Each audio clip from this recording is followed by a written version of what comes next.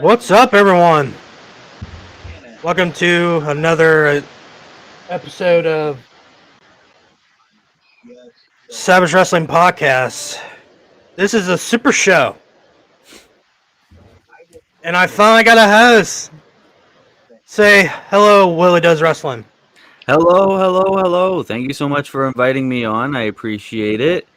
And it's been a while since I've done one of these podcasts with multiple people, so I can't wait to just rant about good old wrestling here today. All right.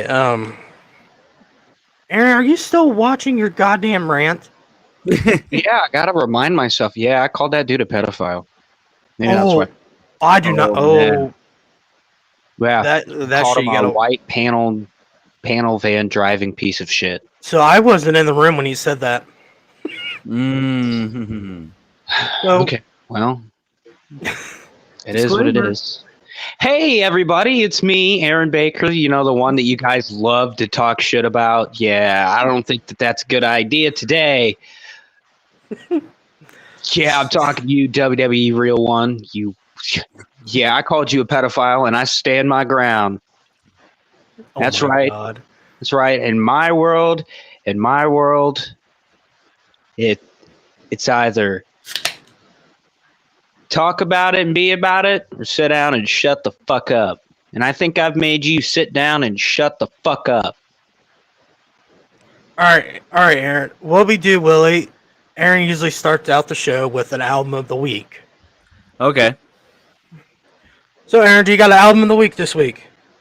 Yeah, I do. Hold on. I don't think I got one. Today's album of the week is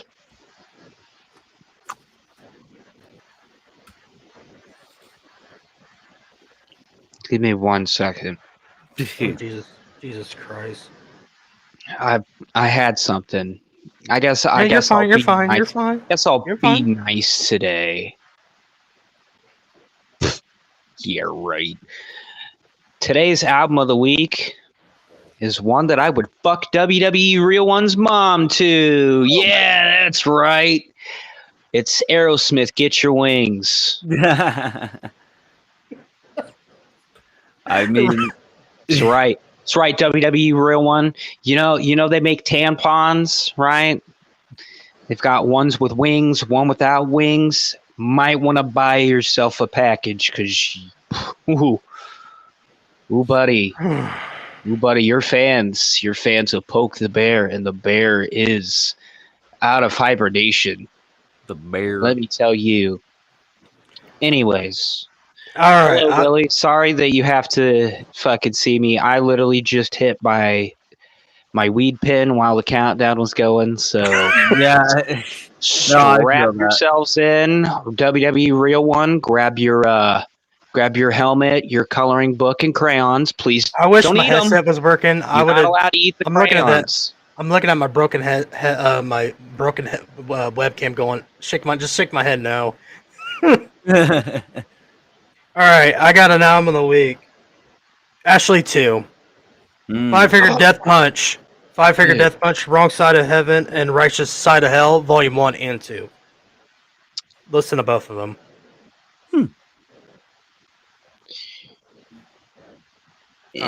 Interesting. Hey, I didn't pick their new shit, okay? Yeah, that would be questionable. Shit, you probably all think I'm on cocaine or something. I said, oh yeah, their new shit's better. Didn't. Sound like a goddamn Nickelback fan. Oh hell no. Hey. I'm You know joking. what? I'm joking. I'm through with standing in line to clubs I never get in. It's like the bottom of the ninth that I'm never going to win I'm joking. because I only got a 33 1/3% chance of winning.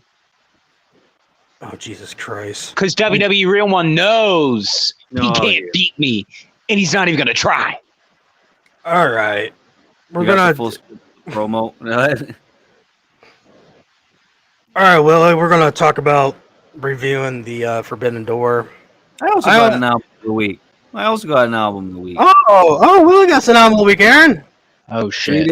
3 Days Grace, their self-titled album. It's Oh, Canadian. shit.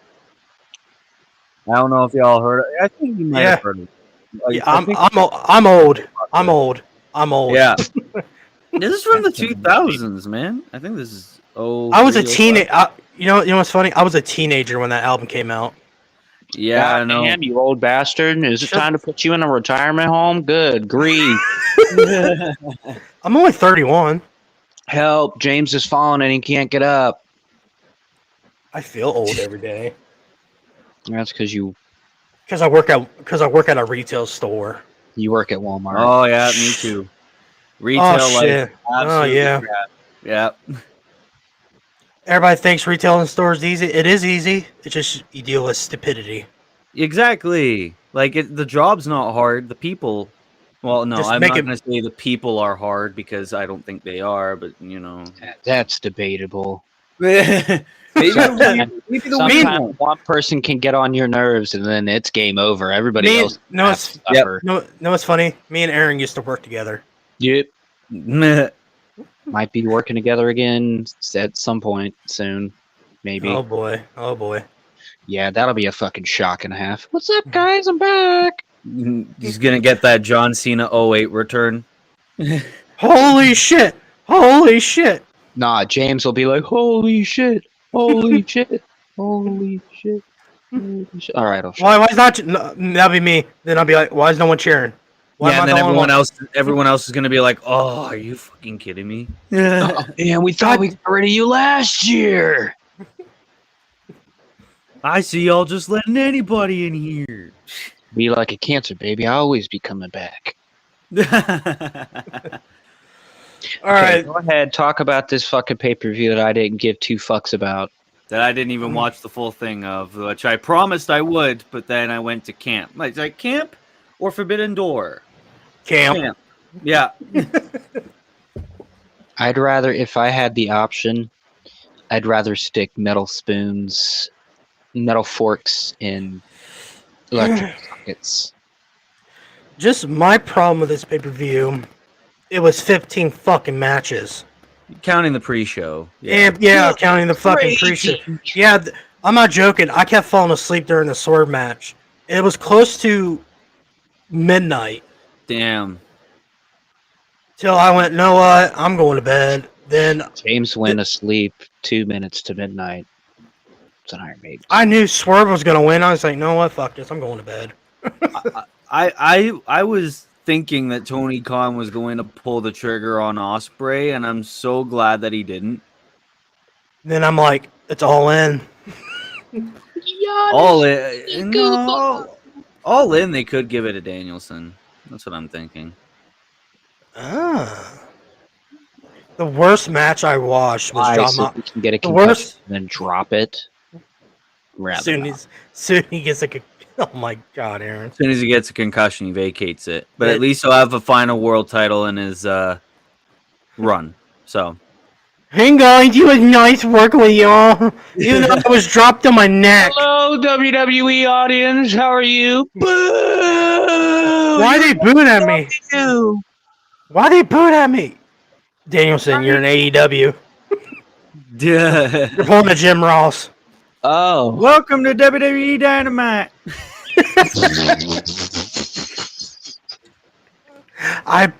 When Jim Ross did that, I about shit myself. I went, oh my god. I died laughing when I was like, what the what did I just hear? I played the video back. No, he actually said WWE Dynamite. Now it gets to the point, like, I feel bad for him now, because they're pulling this poor fucking old man to random pay-per-views, just let him call a fucking match. Just one match, because he's not fit to call a 5-6 hour show anymore. But Excalibur that speaks 200 words a minute is perfectly fine. Got it. Yeah, that's so weird. Oh, by the way, we have Orange Cassidy and Zack Sabre Jr. Then we have Tony Storm and Mina Surikawa. And then we got Mercedes Moné, Stephanie Vactour. And then we got Bryan Danielson and Shingo Takagi. John Moxley and Tetsuya Naito and Swerve Strickland, Will Ospreay. Blech. Some days I'm glad I'm not his co-partner.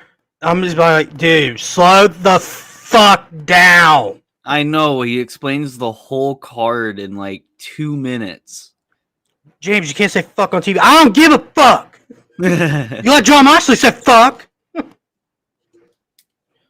Speaking of Moxley, I thought his match sucked. It was the worst match of all times. I did not even watch it.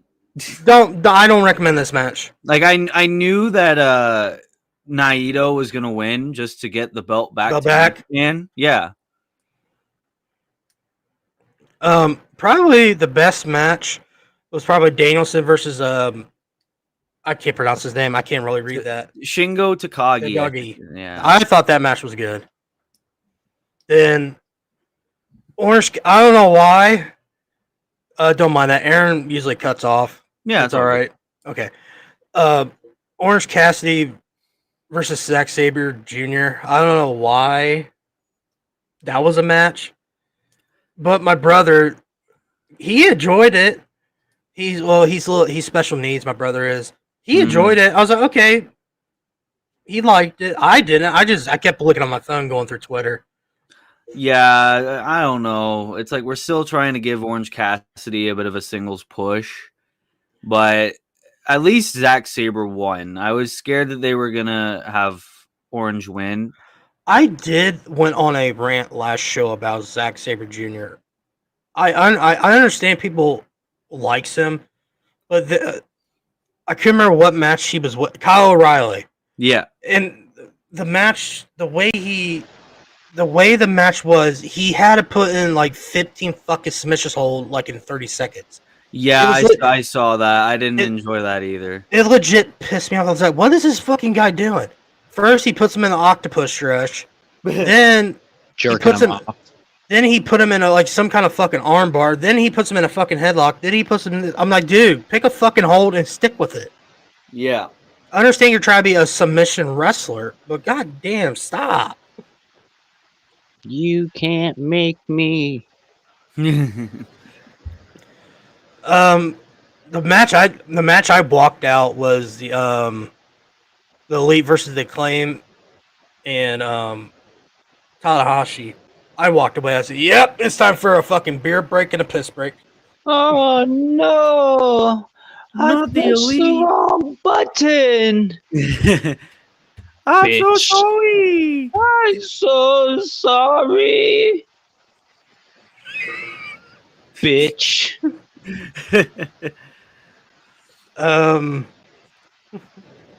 What else?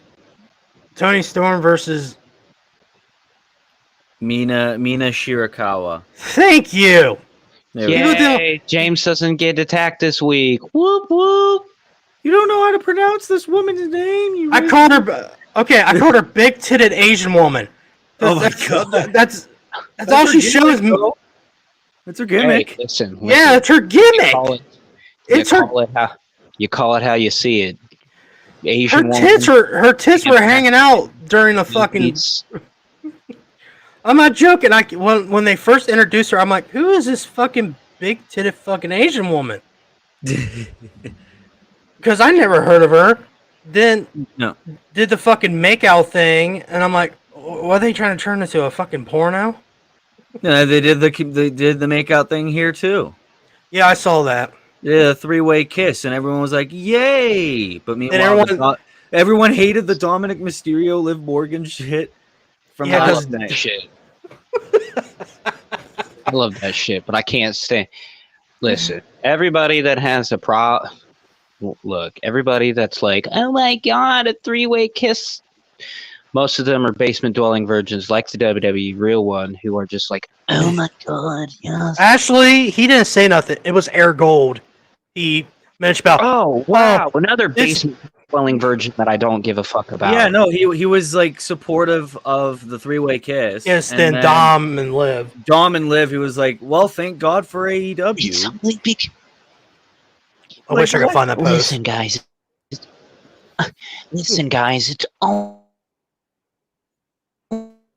only because that's why I liked it so much. The women. Meanwhile, I'm over here and see that they had a 3-way kiss live on pay-per-view, and I was like, really? Really? I lost a big title match on a big pay-per-view. Oh, hold on. on. This is the perfect quote for this scenario. Hey guys, it's Tony Khan here. I just want to let you guys know that I book for the Freaks. How'd you guys like that 3-way kiss? You guys like it? Was it great? No, was it it's not. the best thing AEW's ever fucking done? They're not called the freaks. They're called the sickos. Well, the freakazoids whatever. are also what they're referred Freaks. to. Yeah. I don't give a fuck. I'm not a freakazoid. I like how people on Twitter tells me I'm a fucking WB freakazoid. No, I'm down the middle. But I'm trying to give fucking. I hope one of these days I just want to get a hold of Tony Khan here. You want someone to run a fucking wrestling show for you here? Give me your fucking book. I'll show you how to run a fucking wrestling show. I watched wrestling since I was fucking 8 years old. Oh wow, a 15-minute segment with the Elite? That's scrapped. Sorry. Yeah. What? You're gonna have a championship celebration with Jack Perry? Fuck that. Swerve deserves it. Let's give him a 1. Since you fuckers didn't give him Swerve 1. Get one. They didn't. That somebody doesn't fucking interrupt. You gotta think Swerve. It was so important. You know, the first African American world champion AEW had, and it was like Tony Khan made that such a big deal. Did he celebrate? No, a match with Kyle Fletcher. Okay. You know what title they celebrate? John fucking Moxley's. That was the stupidest thing. It's not even your John belt. Moxley's secret. Never mind. I better shut up. Well, it's Dean Ambrose. It's different. John Moxley's secret. Never mind. I better shut up. Dude, spill the beans, man. Moxley wanted to be John at Moxley WrestleMania secretly 40. cuts out his wife and likes to watch. Oh god. But the only match I enjoyed was the Swerve and Ospreay match. But I think we knew that was going to be the only enjoyable match. Yeah. Of the entire show. The match I gave 2 fucks about.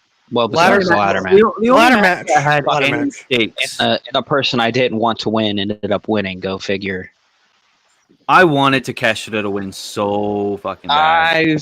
I have officially jumped off to the Takeshita train. That was the last thing that was keeping me watching, and now I just don't care.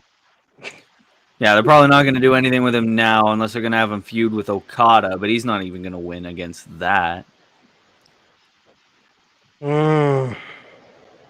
Jack Tony Perry, Khan it was obvious. Never pulls the trigger on talent when they're fucking hot. Never. What was you gonna say about Jack Perry, Willie? Well, I mean, Jack Perry, it was obvious, so that way they could have a big championship celebration, right? All of them with belts. Yeah. But it's like, How fucking gay. did he deserve it though? No. He wouldn't be in this position if a man named Phil Brooks didn't beat him up like a bitch. It's real glass. Cry me a river. Oh my Even a river when you're looking for a fucking job. CM Punk was the best and worst thing to ever happen to Jack Perry. He basically was. Yeah. But Now look, CM Punk's doing like the best shit on TV right now. The best shit of not the best shit of his career, but it's like best It's shit the he's hottest done thing. in the past The fucking almost 10 years. the summer of Punk, that was his best shit. Yeah, that was why I stopped myself, was because the Summer of Punk was actually. yeah, nothing can touch Summer of Punk. Oh yeah, no, not 100%, and especially the pipe bomb alone. Even as a lot of people say it's overrated, it's still great. That pipe bomb. Jesus. Yep. Who says that it's overrated? The AEW Freakazoids. Have you heard? Oh, they're just butthurt. They're just butthurt that Tony Khan fired his ass. No, he quit. He looked at Tony Khan. He says, "This place is a joke. You're a clown. I fucking quit." And then Tony Khan goes on to the TV. No, I fired him. I fired him. No, meanwhile, you pan back to Tony Khan. He goes, "I'm not a clown."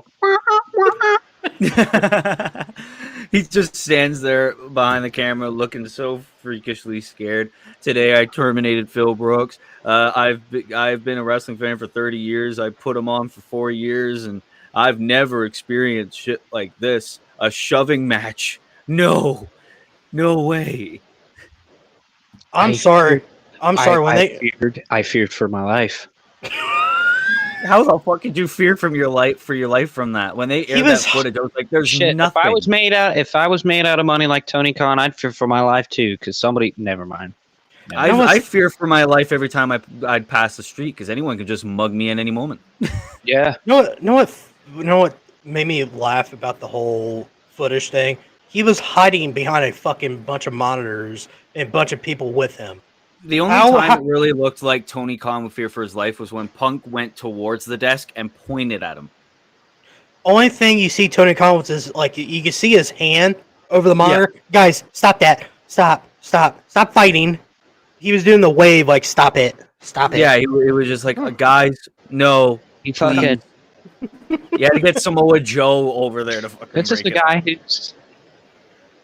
This is a guy who has obvious signs that his dad did not beat his ass. No, the dad just gave him money. That's your version of fearing for your life? Like, God damn.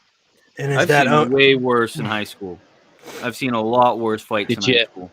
Did you witness 9/11, Tony? Did you witness it, Tony? Oh, Jesus Christ. Live, Tony? Jesus Christ. Did you experience a post 9/11 paranoia? Get ready for WWE Sunday Night Heat. Oh my God, they hit the fucking Pentagon. Almost spit my drink. Actually, it would have been SmackDown at that point because they were. Yeah, but didn't they do one like after?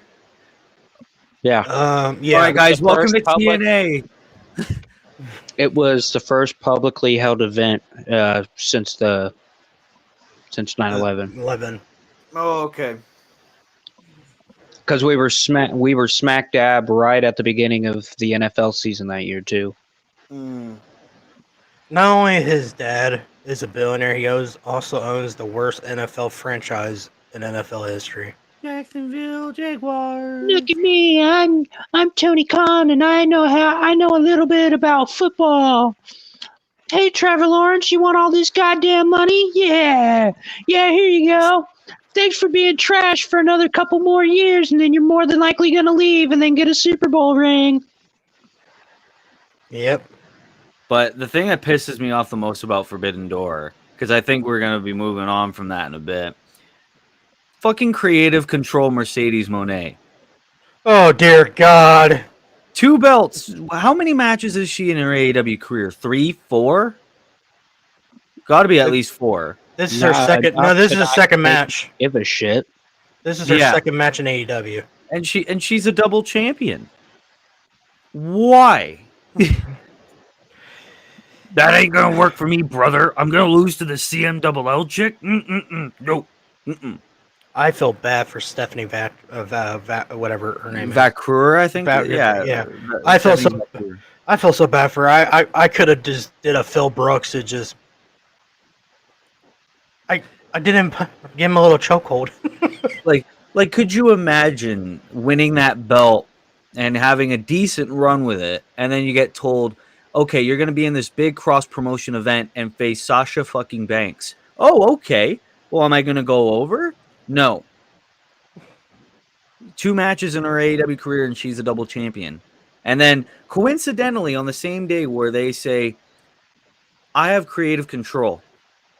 Well, you're gonna win. You're gonna win 3 belts by the end of the year. Then Tony Storm, keep that belt warm there.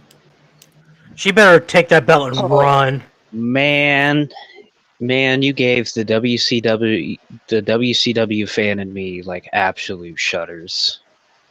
Well, the thing was and I was gonna make a video about this too, where it was like Tony Khan, like when he first started AEW, he was like, "Oh, I steadied WCW's downfall. I know I'm not gonna make the same mistakes that they made." One of the biggest mistakes was giving motherfuckers creative control, and now he's doing that. Oh my god. I remember when AEW was hot, when Cody Rhodes, then they signed CM Punk. I was like, oh, this is gonna be a hell of a fucking ride. Then Cody leaves. Yep. Then they fired. I was like, okay, CM Punk's still there. Let's see what happens. My first Dynamite show was actually the Dynamite before CM Punk ended up dropping the belt to Moxley in Cleveland. Oh wow. Yeah, one of the like big things that was happening was like the Acclaimed versus somebody in a dumpster match. I honestly can't remember who the fuck was in that dumpster. Oh, it was the Guns. It was the Guns. Yeah, that's right. They were feuding. Yeah, they were in a dumpster match, and I was on the side that the dumpster spilled out of, and boy, that really peeled back the curtain some. Don't you know they have that thing on the Tron that says, "Hey, things can fly at you." No, tell Dr. John that. No. That's not what I was saying. They packed that bitch with packing peanuts almost to the brim, to where like you literally could just see just a bunch of just packing peanuts over by where the fucking dumpster ended up just dumping, and I was like, oh my god. Man.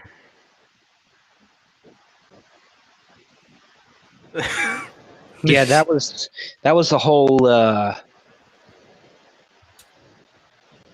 Young Bucks were taking on somebody. FTR. I don't think it was FTR. Yeah, it was FTR. And then they ended up getting attacked by somebody, I believe. And then I was like, oh man, here comes fucking Kenny. Here comes fucking Kenny. I was like, Kenny's not coming.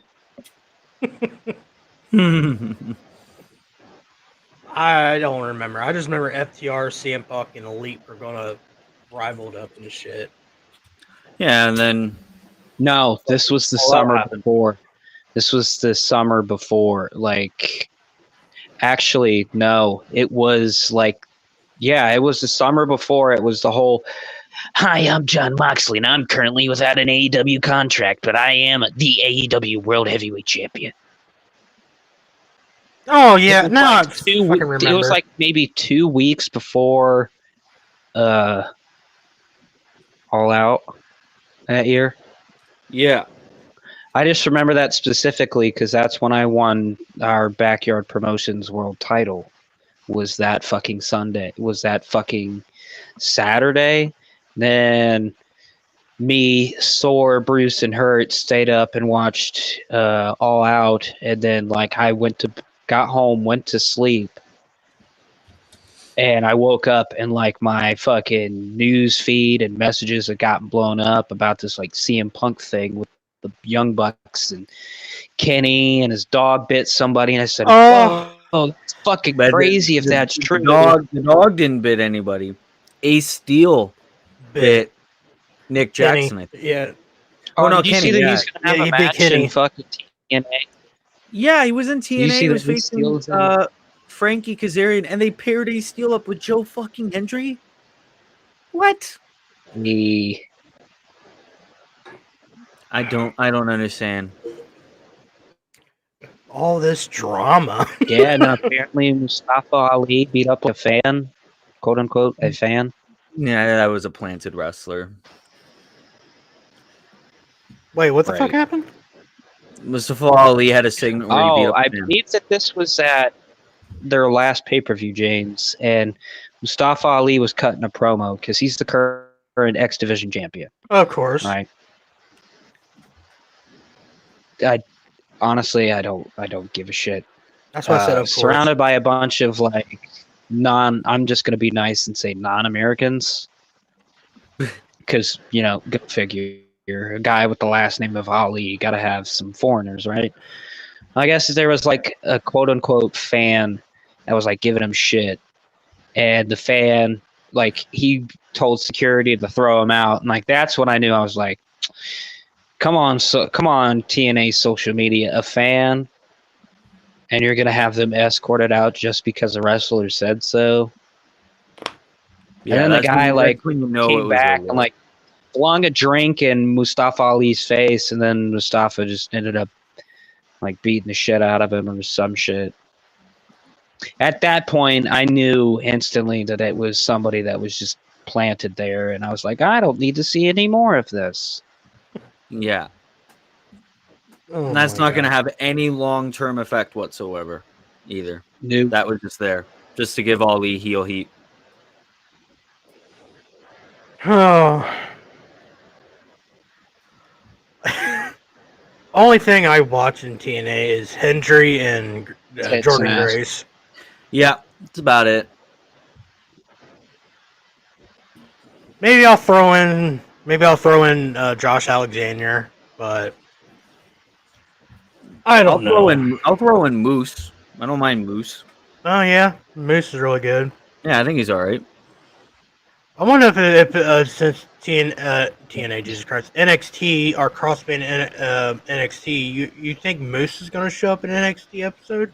Well, I think they're teasing Moose feuding They with keep. Oba It's Femi. gonna happen. It's gonna happen eventually. They keep fucking. He keeps tweeting and stuff, and it's gonna happen eventually. Yeah, he's teasing feuding with Oba Femi, the North American. Oh, okay, That's gonna be a banger. okay.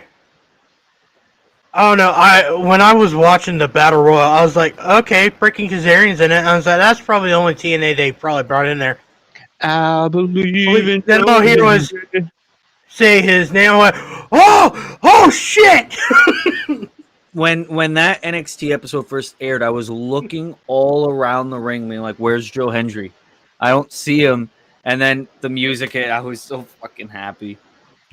They gave that dude an entrance. That was a loud pop, just them being in a studio kind of wrestling building. Yeah, one of the loudest pops in NXT history. Or that or when Trick Williams won the world title, they shook the building. Yeah, so I would say Joe Hendry was probably the second or third most loudest pop. Then I got pissed. He was eliminated right away. I was like, oh, well, goddamn. First. It was like, okay, well, you need to give Joe Hendry something else in NXT then. Because that was not a good showing. Well, I think since he got eliminated by freaking Kazarian, I was like, oh, okay, they're still doing a little feud still, and they'll probably do something else after that. Then I thought Kazarian was going to win. That or Javon Evans. I knew Which we did. Yeah, I picked Javon Evans or Frankie to win it. But now it's a fatal 4-way match, so it doesn't even matter. Yeah, why make the goddamn battle royal? Exactly, because you just put Ethan Page and Sean Spears in. I'm not complaining. Two Canadian boys that I very much enjoy. You could have just made it a fatal 4-way match. Any other way? They could have done it in the last pay-per-view. Yeah. Or the next pay-per-view after this. Because let Javon cook. Let him and Trick cook. Because I see a fucking like a close to a 5-star match. Fuck off, Meltzer. God, she's so pretty. Will Ospreay. Sorry, I like just the saw sexiest guy in the world. saw Maxine Dupree just pop up on my news feed. Oh, whoops. That's why there's a mute button there, Aaron. Hey, Maxine, your boy's single. Hit me in my DMs. I don't think she is. I bet she's dating some kind of fucking. You know what? I better not say it because then watch it turn out to be somebody like a fucking Braun Breaker who would just absolutely be like a 6'5", 300-pound beast. Otis. All right, Willie. What are your thoughts on Braun Breaker's WWE run so far? Oh, I love it. It is amazing the way that they're booking this guy, and him just murdering everybody. Like, I want him to win the IC title at Money in the Bank. Yes. He needs to. I'll even go so far as to say he should squash Sami Zayn in Canada. Ooh. And win that belt. Yeah. Okay, I see what you're doing. And I said this in my predictions video a couple days ago. where a lot of people were like, "Oh, but it's too early for Braun Breaker to win." No, He just got called up to the main roster. Finn Balor won the Universal title in his first month on the main roster. What do you mean? Braun Breaker's been there for half a year at this point. So give him the belt. Hell, look at Sheamus when before Yeah. ECW, it was like what 2 months in, he already won the WWE title in a botch finish, even though he was like, well, I should have won this belt, but fuck it, let's just run with it. Let's see how he does. AJ Styles, like 6-7 months in, won the WWE title. Yeah. So it's not too early for Braun. Let Braun cook, because Yeah. I love how they book him doing these squashes and all that stuff. They're teasing him and Ludwig Kaiser rival. I think they're teasing a potential fatal four-way match. matches, because Sheamus got in the mix. So it's like Sheamus, Sammy, Ludwig, and Braun. Then I kind of feel bad. I was like, you know what? Sheamus hasn't won this belt. Let's get him this belt. Let's get Sheamus at least a good run out of it, and then I don't know. Let's see what he does after that. Yeah, I think Sheamus needs to win. Yeah, that, and I feel like Sheamus is going to leave WWE here soon, or at least retire. Yeah, he doesn't have long left, I don't think. No, because he just came back for like a really bad neck surgery or something like that. Neck or shoulder? I think it was neck. Yeah. Yeah. But Braun Breaker, I see him as a world champion. Let's give him 2 more years. Give him 2 more years. Let him run with the IC title. Give him a couple of title reigns. At least his first one, make it a long reign. Not like Gunther's. Nothing. No one could touch Gunther. No, at least 5-6 months. Let him lose it. Then make him lose to a heel. Then turn him babyface. Because when NXT, when he was there, I thought he was really good as a babyface in NXT. I think he's better as a heel than a babyface. Yeah. Then when they turned him heel for the first time in NXT, when he was spearing everyone through walls and shit, I'm like, okay, I kind of like this. Yeah. But all I can see is his dad and Scott Steiner. It's like 2 of them mixed together. It's like a clay. They just made a purpose statue with this clay model. Oh yeah, for sure. But yeah, no, Braun is amazing, and I don't think they should fumble him, and I think they need to strike when the iron's hot and have him win that belt. Yes. Who else? Ilya got drafted by Raw. I think he's doing okay. He's doing all right. I mean, he's not winning all the time, but he's main eventing a ton. So I'm not mad at the way they're booking Ilya right now. Even though they book him like a hotcake in NXT. Yeah. Oh my god! I thought his NXT run was like the Kiss Chef. They made that guy an unstoppable force up there. I'm glad to see Baron Corbin on TV because I'm like, they drafted him. Where the fuck's he at? Then I'm watching SmackDown all of a sudden. I look down my phone and I hear Corbin's voice and I looked up and went, hey, there's Baron Corbin and Apollo Crews. What's a coincidence? Baron Corbin and Apollo Crews, the Forgotten Sons. No, the most forgotten son was Odyssey Jones. Yeah. I don't know what they're doing with that guy. Vince fumbled him on that draft. When that one draft with Vince was still around, I was like, oh, Odyssey Jones. Let's see how he runs. Nothing. All right, what is on main event? Nothing. I was like, okay, we got a new Keith Lee. Let's see. Then nothing. All right, where's this motherfucker coming? Because I thought they were teasing us with him like Veer Mahan. Yeah, Veer Mahan. He's coming. Veer Mahan coming to Raw for like 6 months. Aaron, got anything to say about Braun Breaker? How you think about Braun Breaker's run? Listen, Braun Breaker was kind of the main reason why I was watching NXT during like that down period of Like, 2.0. ew, what is this NXT 2.0 shit? And I was like, Oh, the whoa, who's Braun Breaker, dude? Oh my god! And I remember that Rick had a son, and he used to play professional football. Oh yeah. Yeah, and then I was like, "Oh shit, is that Bronson?" And then I looked it up, and I was like, "Oh shit, it is! Holy fuck!" even So, though they gave, even good though they, career choice. even though they Bronson gave, Steiner. yeah, they gave him the most stupidest name, Braun Breaker. They could have easily went. I heard that name. I heard that name, and I was like, "What the fuck is the name Braun Breaker?" They But coulda- now I'm just used to it. I'm just used Well, to yeah, because I was like, oh, I was like, they could at least name them Braun Steiner, but then I'm Like- thinking, or something with Steiner in it. The first time that I got exposed to Braun Breaker was his match at an NXT Takeover with Dolph Ziggler, it. Yes. and I was like, "Holy shit!" That fucker could run. Yeah, because I was like, "Oh, Oh man, my Dolph's God. probably gonna, like walk away with this," and then he did, and I was like, "Oh, guess I got to keep an eye on this Braun Breaker fella." And he won the NXT title on an episode of Raw a couple days later. Yeah, that was a Vince McMahon booking. Well, yeah, because it's like, what the hell do you mean you had Dolph Ziggler Win the NXT. What the hell? Not on this show, pal. He's like 42. Oh my god, I You're remember letting that. the jobber beat the future? What the fuck do you mean? I remember when Triple H had his heart attack.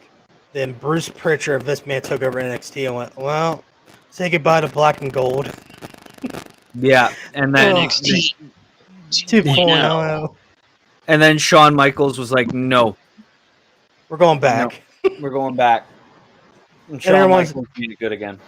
And even though people are shitting on it, and I said, I think people are shitting on it because too much women.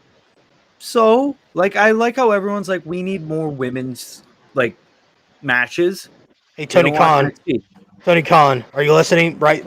Get your notebook out, start writing.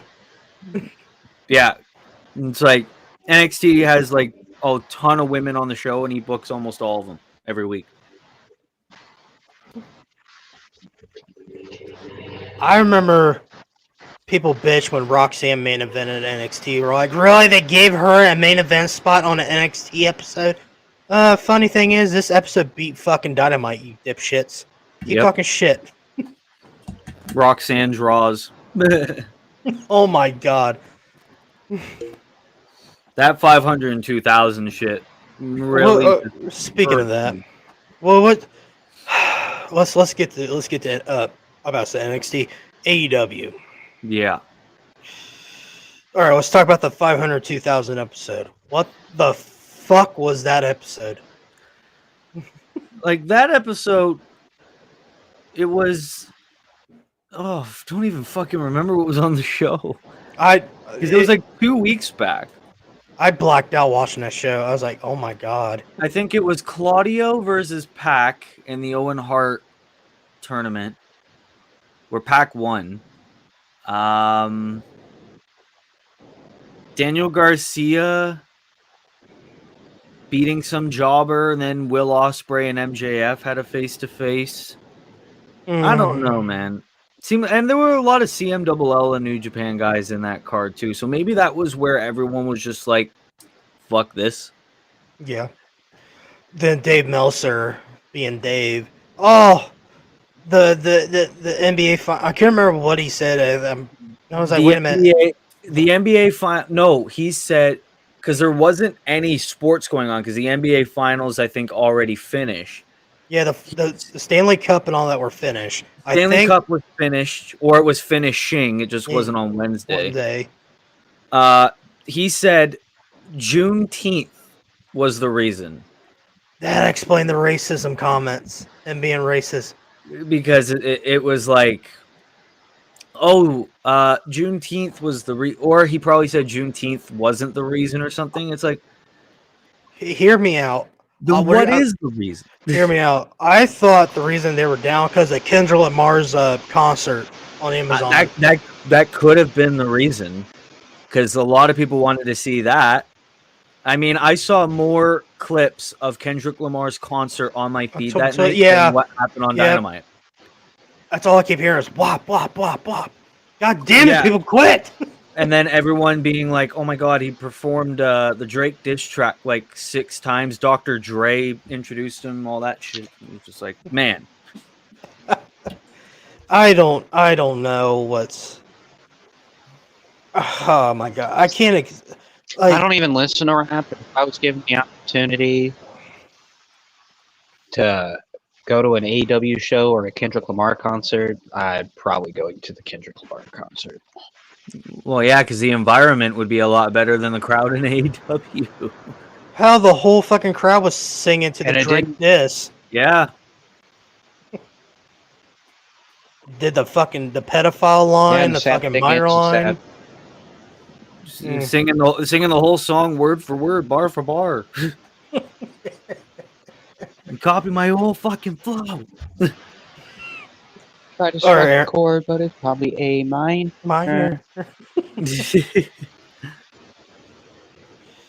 But I bet WWE was all about those minors, huh? What was that, Aaron? You kind of cut it out. I said, I bet WWE Real One knows all about those minors, huh? Okay, all right. Oh my God. Okay. There we go. Oh, I'm gonna get a lot of fucking message after this show. What the fuck does Aaron got a problem with Message me. Message me, homie. Message me. I can see him. Guess what? You don't find me on X, bitch. I get. All I can see when I go Listen here, you are hurting his feelings, and you need to leave him alone. Leave him alone.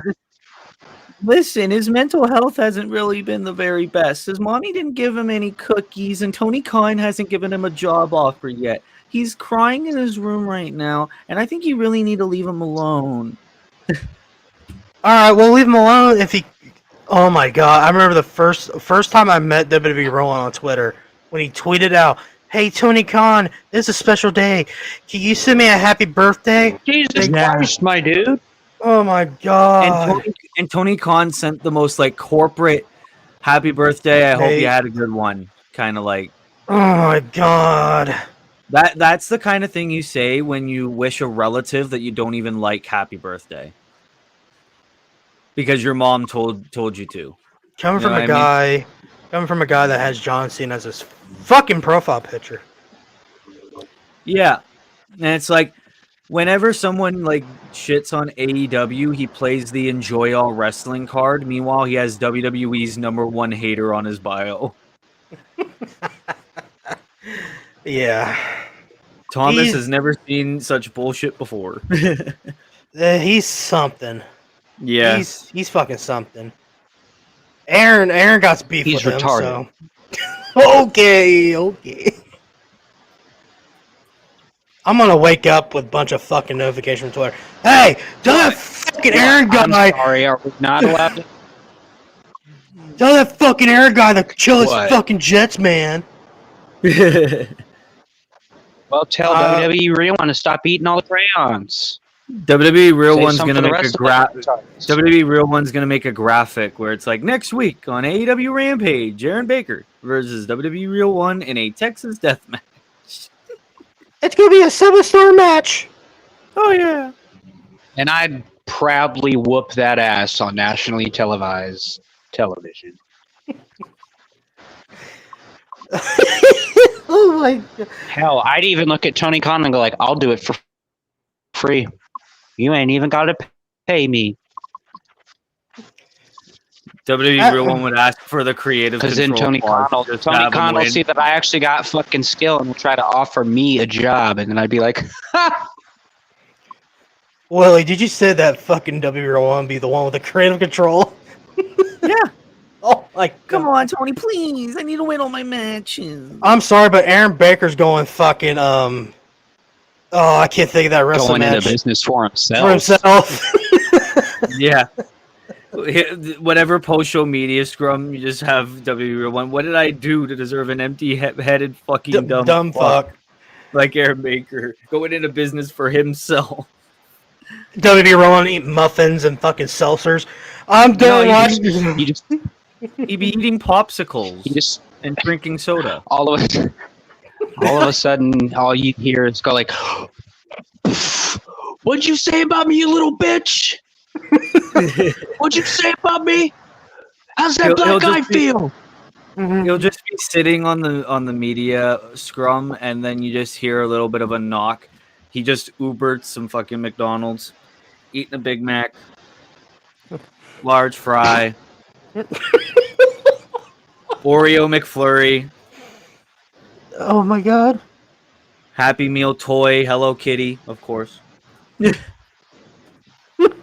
Oh my. Nah. Let's be honest. That dude is into My Little Pony. Oh yeah.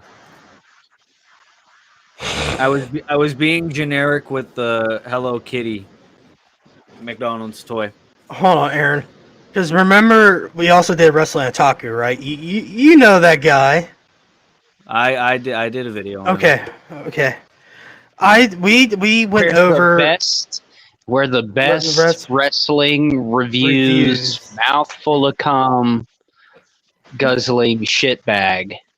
If I remember, I made a post that Willie liked. I posted.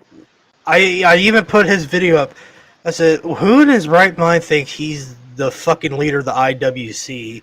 Yeah, because the IWC. that's what he does in almost every intro. It's like, hey guys, it's your what does he say? Personification of excellence. Yeah. In the IWC, face of the IWC, on behalf of the entire AEW community. I'm like, if this guy runs the IWC, then we are the worst fucking community, worst fandom on Twitter. If I could find that tweet, it was like the most beautiful tweet I did. I didn't rant him. I didn't shit on him. It was just, if he's the leader, then we're all fucked kind of tweet I did. That was what I said. Yeah. Then he got pissed. Then he got pissed off. Yeah, he did. Because everyone liked it. I shit on this guy. Because I was like, yeah, if this guy is the face of the IWC, then we really are fucked. Oh, I remember what he said. What he said, Aaron? I remember what he said. He had said something about Liv Morgan breaking her arm. Why is why are we lagging today? No, that one, that was a different guy. That was a different guy. It was I can't think of it. It was Jordan. Yeah, it was Jordan. Because I fucking roast the shit out of him on Twitter for that. Yeah, me too. Did you remember when he responded on Twitter being like, I'm a heel. I'm supposed to hate people. You know what I mean? Like, but she wished that she got her ACL torn because she injured Rhea Ripley. And then he said on Twitter, I think Liv Morgan should be released for injuring Rhea Ripley. Okay, then Seth Rollins needs to get released. John Cena needs to get released. Fucking Finn Balor. Karrion Kross needs to get released if he injured Kofi Kingston. Like, everyone would not work no more. All I remember, it was the greatest thing ever when he deactivated his account. Oh, yeah, he deactivated his Twitter because his response was so bad. Because he was like, I was playing a heel. Like, dude, you're a reaction channel. You don't play fucking characters. If you're going to do a reaction channel, react. You do a reaction channel. Not this stupid, oh, fuck Liv Morgan. And I think he said, too, it's like, I've had better, like, speaking as if he had better women. It's like, dude, the best woman you probably ever screwed is probably a 300-pound, pimple-ridden woman. Or his sex doll that he hides in the closet. The body pillow. Yeah, that too. No, back to Wrestling Otaku. I remember, like, I bring up that post. It was the most beautiful post I ever did. It was like it was the very first, I think it was the very first post that I brought up this podcast. I'm like, really, if he's saying he's the leader of the IWC, and all that. No one deserved to be leader. Not no one, not never. Yeah, ever. that was what you said. I actually have the tweet right here. What in his right mind saying he's the face of the IWC? When was the meeting? Did I miss it? No one is the face of the IWC, and no one should be. Go touch grass. No face of IWC. Beautiful. Beautiful. I think there's been a couple times where I had Twitter exchanges with Wrestling Otaku. I got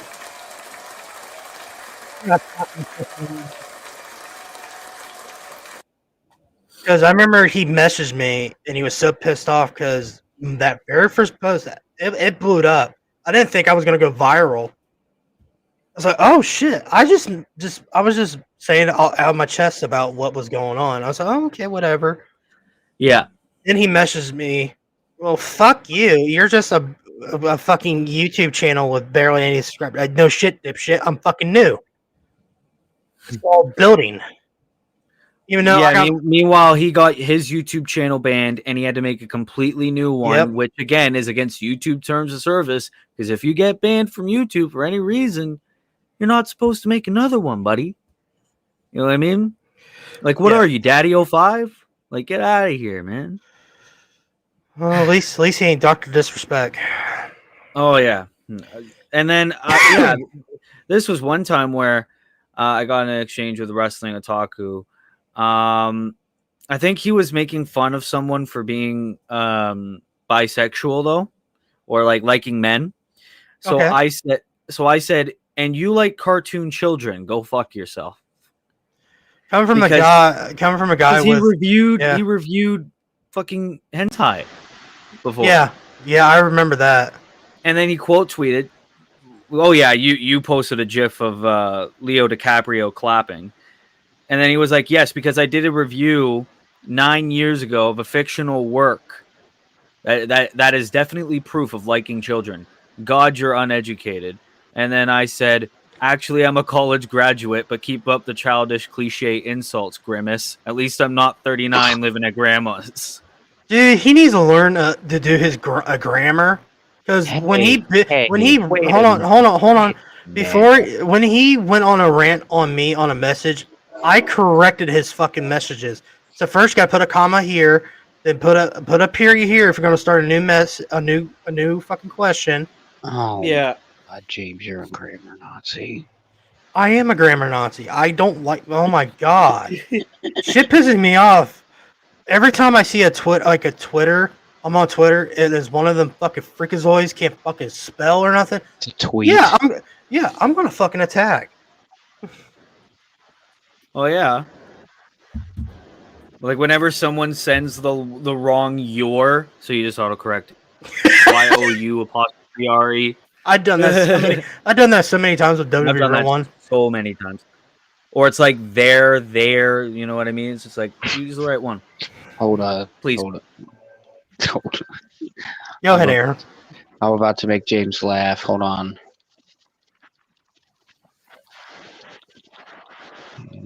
I'm scared. I don't know what he's doing. Go fuck yourself, Aaron. I just personally messaged him and put YOUR in. I'm waiting for the correction. Here comes the correction. Hold on. Oh, you motherfucker! Now you got my phone out. Let's see here, mother. Oh, just heard a messenger notification. You fucking no. Put the phone up. Aaron, quit fucking messaging me. Put the phone. Oh, bring it, James. I wasn't messaging you. Did it sound like this?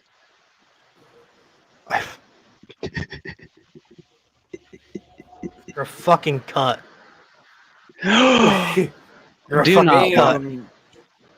You can't say that word. That's a no word. Did you call me a cunt or a cuck? Cuck.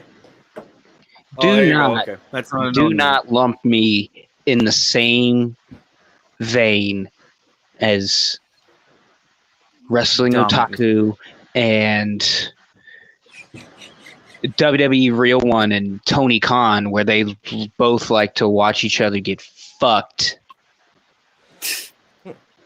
Right, I gave you my location last week, gentlemen. Come find me. We'll have a swell old time. But Dave Meltzer actually Bitch. blocked me on Twitter a couple of days ago Oh, really? Why? because he made a post saying that he did a lengthy interview with Tony Khan. Oh, yeah, So yeah. I quote tweeted, I was like, "Oh my god, this is the best day of his life. He finally got to meet his hero face to face. Now he'll give everything 5 stars." He blocked me because of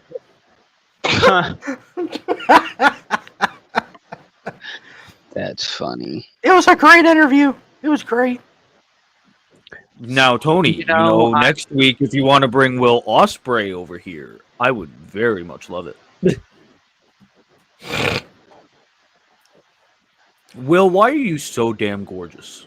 Let's hear Brav. Listen, Yeah, bro, I don't I don't swing that swing way. Yeah. I don't swing that way. I got a wife and I got a son. It's not even your son. Oh, Jesus Christ. We're just going in there. Oh, what? I'm sorry. I'm going for the Johnny Cage fucking nut punch. Oh, my God. God damn it. I keep saying that shit. I'm getting older. Just going for the Johnny Cage, like Mortal Kombat 10, I think it was, where he does the Here's Johnny. Yeah, just the Ripping someone open. The fucking nut punch fucking spam button. All right, speaking of wrestling talk, me and Aaron did. God damn, Aaron. You're very lucky today, aren't you, buddy? Yeah, my fucking phone is just bugging today. I don't like it. That's all right. That's why I didn't do this on my phone. It's too much porn.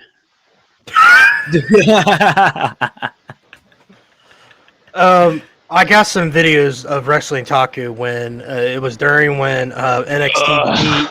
I had to bring it up, Aaron. I'm sorry. I'm Guys, sorry. is he about to make me shit on him from heights that even Vince McMahon would be afraid of? Oh, my God. Did you see how hot Ariana Grace was last night? Sweet Jesus. Gee. Roxanne Perez in those tight pants, man. Yeah. It just gets my dick nice and hard. The only woman I don't like on NXT is Jordan Grace, but that's because she has too many muscles for my liking. I think she's a very gorgeous woman. Nah, wrestling is yeah, that kind of freak that wants to be twisted into a pretzel. Yeah. Oh, Well, my God. Speaking, me and Aaron did like a review on. He did like a bunch of videos on YouTube, and I can't remember. He fucking tweeted it out. How retarded are you? And saying it was during when NXT was beating AEW, I think twice in like back to back, I think. And he made he was being so 28-2. Yeah, 28-2. Yeah, that was the comment. 28-2. So we're gonna pull this up. So how many fucking minors have you've been DMing and 2 that have reported you, buddy? Come on here and burst. Then not only that, he goes on a rant with and he talks shit about Alfred. But this is another guy who preaches enjoy all wrestling whenever AEW is being criticized, but then makes shit like this. Newsflash for the wrestling community: NXT is not good. Newsflash for Wrestling Otaku: yes, it is. All right, here we go. Come on here and burst all of your collective bubbles when it comes to this fucking NXT hype. I really do. Well, actually, I don't, because I just need to make a point here. But to all of you sitting here acting like Make a NXT point is and lose some some good weight, thing fat now, like ass. it's this great show, like it's this revolutionary show now, allow me to kind of bring you down to earth a little bit. Allow me to fucking kind of burst your little bubble here. Allow me we to send you fucking, to the preach to some the moon? facts to you. I'm sorry. All right. You can't do that. You can't do that because that dude's got his own gravitational pull. It'll fuck some things up if we send him. Yeah, to let me bring you all to Earth. All I need to do is jump. All right. Since I'm playing a video, if you guys want to jump in, just yell pause. Okay. But Yeah. I gotta pause. I gotta mention something. The one, you ruined Naruto for me, asshole. Take Yeah, that fucking thanks. shirt off. Thanks, dickhead. Thanks. I was going to watch Naruto from start to finish. Now I'm not because you like it, bitch. Pussy little bitch. 38, 39 wearing anime Wait, shirts. is this Jackass on YouTube or TikTok? He's on YouTube. It's Wrestling Talk. He's on YouTube. Find me on YouTube, bitch. Let's have some beef. And I'll be like Wendy's, and I'll be asking you, where's the beef? Hey, Wrestling Otaku, since I have 1.5k subscribers, does that mean I'm better than you? Ooh. Hey, Wrestling Otaku, since you're shitting on followers on Twitter, I got more followers than you. Hey. And we're brand new, motherfucker. Hey, Wrestling Otaku, the things on your chest, those are called boobs. You're not supposed to have those. Reason I'm pausing this, I said he ruined Naruto, and why is he wearing fucking sunglasses inside? I wear my sunglasses at night.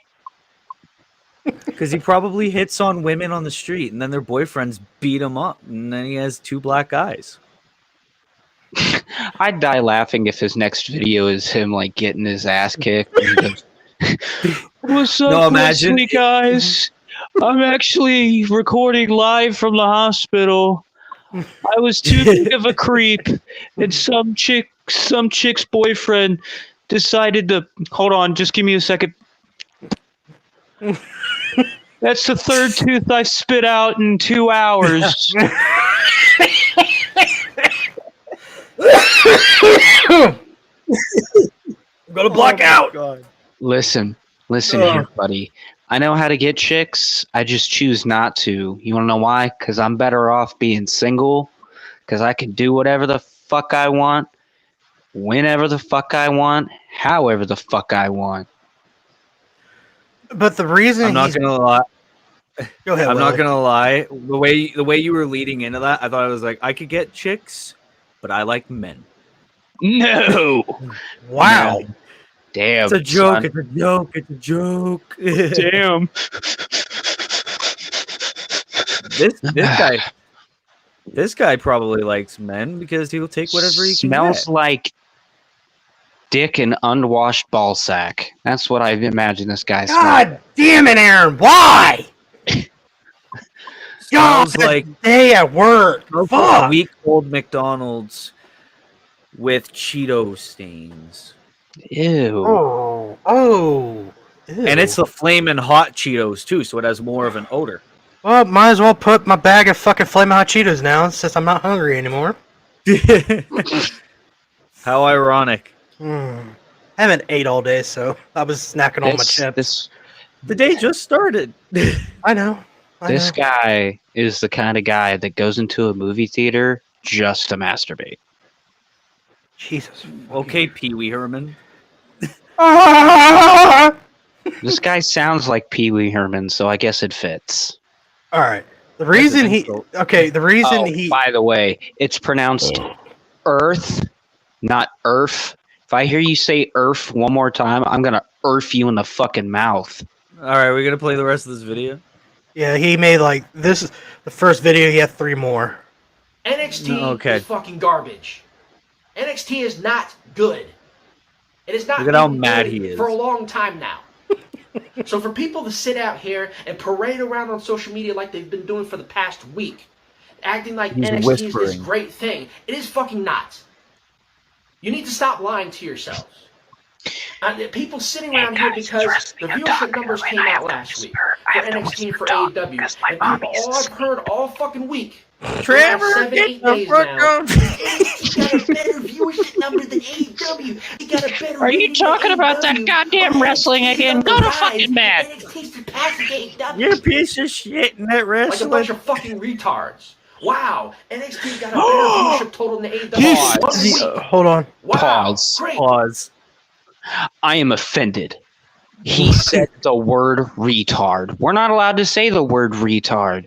Wait a minute. The word you're supposed to say is special. Wait till the next minute. Hold on, Aaron. If you think retard's bad, wait till what he says in the next video. Oh yeah, he said the N-word on numerous occasions. Yeah. He said the N-word a ton of times. I'm signing it right. I'm doing it right now. Cancel this. I can't say that F word. Cancel this fatty bat. What just? Are you trying to? Cancel this 45-year-old virgin. Actually, this guy isn't probably going to get laid in his entire life, and if he does, he paid some chick for it. Well, that was what I was gonna say, because he's constantly said to me, it's like, oh, he's gotten pussed before, and it's like, dude, I've seen a bunch of people like defend me, being like, paying for it doesn't count. I've gotten pussy before. It only cost me $1,200, but I've had it before. Yeah, and then his mom's like, why the fuck is there a $1,200 surcharge on my credit card? Oh, sorry, Mom. I'm pretty sure Mom, it was on a bunch of Fortnite skins. They added John Cena in every one of his attires. I had to, Mom. They added Sasha Banks. I had to zoom in the camera to see her ass. Oh my god, I'm gonna fucking black out from laughing so hard. This is the kind of guy that would pay Tessa Blanchard for her OnlyFans. Oh my god. Why, man? Oh. There you go, James. That comment right there will get you some hate. That will get the Guaranteed. most hate. Guaranteed. Ooh. You know what? I'm just going to specifically create an X account just to fucking roast these flaming fags. Oh boy, I said it. Whoopsie. You said no. Whoopsie. Can't take that one back. We're just moving along. Chugging along. You can't say that. These basement dwelling, out of shape, no bitches having. Nope, the damage is already fucking. Hey, listen here, okay. If I get canceled for saying the word fag, the Rainbow Police are gonna come after you. Ooey, ooey.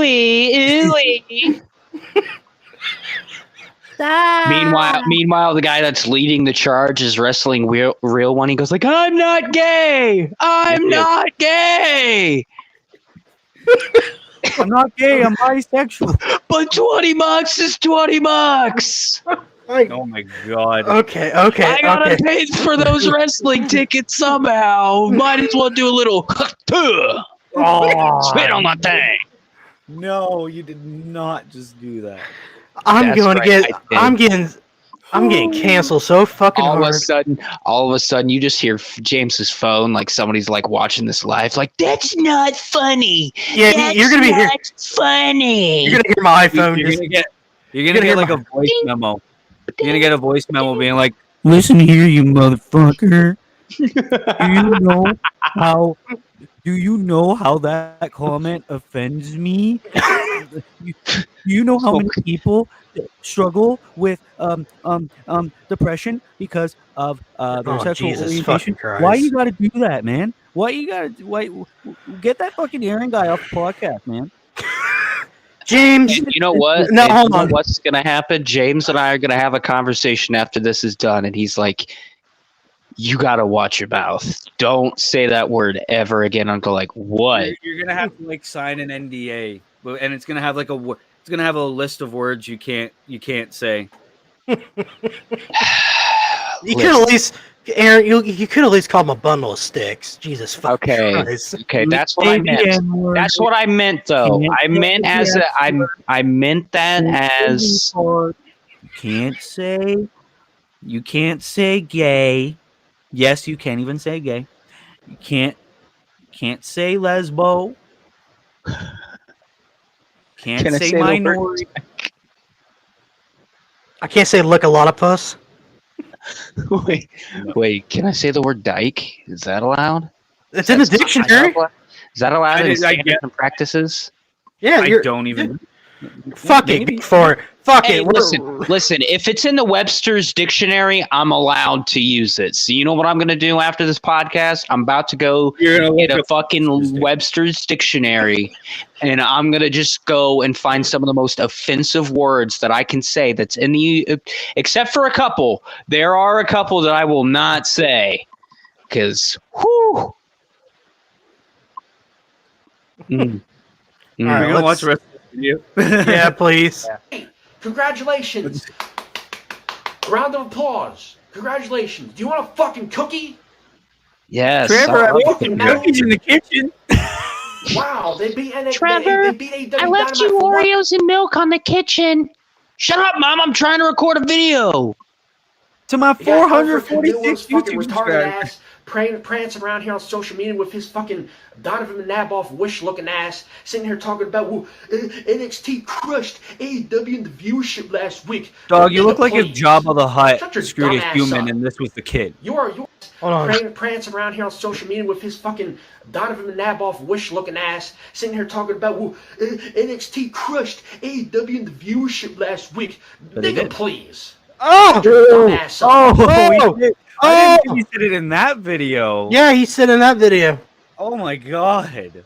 Oh, I'm calling Trevor? NAACP. Trevor, did I just hear you use the N-word? Is he white? I can't tell. He looks mixed on my He screen. is as white can be. Hey, buddy, word of advice. You can't say that word. You're the wrong color.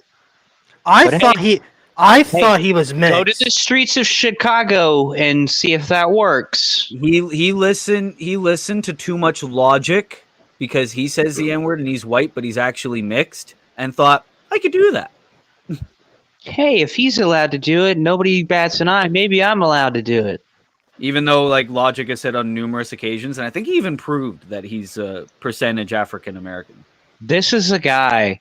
This is the kind of guy that would be the Randy Marsh on Wheel of Fortune. Need to accidentally say the word. The category is people who annoy you. Yeah, category is people who annoy you. And he just yells it. What was the answer? Naggers? It was naggers. Naggers, Mr. Marsh. The answer was naggers. My favorite part was like when he said the word, right? And then the cameraman just looked at him. He hadn't said the word yet. He was the black camera guy looks over and gives him like this look like you better not say it. You better not say it. Yeah. I dare you to say it, motherfucker. All right, continue with this. You are the most biased ass big lick fucking retard on the planet. You do Look know that, in right? the mirror, You know that, right? All right, the reason he said the N-word and all that, this Alfred guy right here, I'm circling it. Oh yeah, I know who that guy is. Yeah, Is he black? yeah, He's black. He has a really cool YouTube channel called Pro Wrestling Bits, right? Yeah, I love that channel. I recommend it. If whoever's watching his live stream, I recommend it. Go to Pro Wrestling Bits. He makes some good content. Yeah, his video on like the possibility of Ricochet coming to AEW is very good. Yeah. I watched that. Yeah, this one he was shit talking Alfred, and Alfred commented, I'm just glad, bro. Oh my god, live. He won't be in 5 years. Poor guy's gonna die of a heart attack. I love Alfred. Oh yeah, me too. He's amazing. I was introduced to Alfred on Pro Wrestling Time's live show. To Alfred, I think one of his videos was on my recommended, and I was bored, so I watched it. So good. I forgot which one it was. I think it actually was when NXT crushed AEW in the ratings. Not gonna lie. Fucking Just Alex, the Lex Man, sitting here talking about NXT's gonna surpass AEW. Fuck off. Now you got the fucking observer. Hold on, I'm gonna go on a little rant. He's bitching about ratings, right? That is sad that a developmental company is catching up to a big league. I can't really call AEW a big league. Can't really call it that anymore. I mean, if it was still like 2019, 2020, 2021, you could say that. Oh my god, and he's throwing a fucking hissy fit about it. Dude. You know, it's sad when people like who've only been wrestling for, let's say, 5 years tops are beating people like Chris Jericho, John Moxley, Pac, Cesaro, Mercedes Moné, among many others, some of the best wrestlers in the goddamn world. And people like and this is no insult to these people, right? Olba Femi, Roxanne Perez, Tony D'Angelo, Nathan Frazier, the fucking Good Brothers are beating Chris Jericho. That says a lot.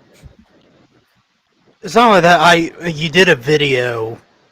I can't remember which video it was, where you mentioned about the cable industry dying.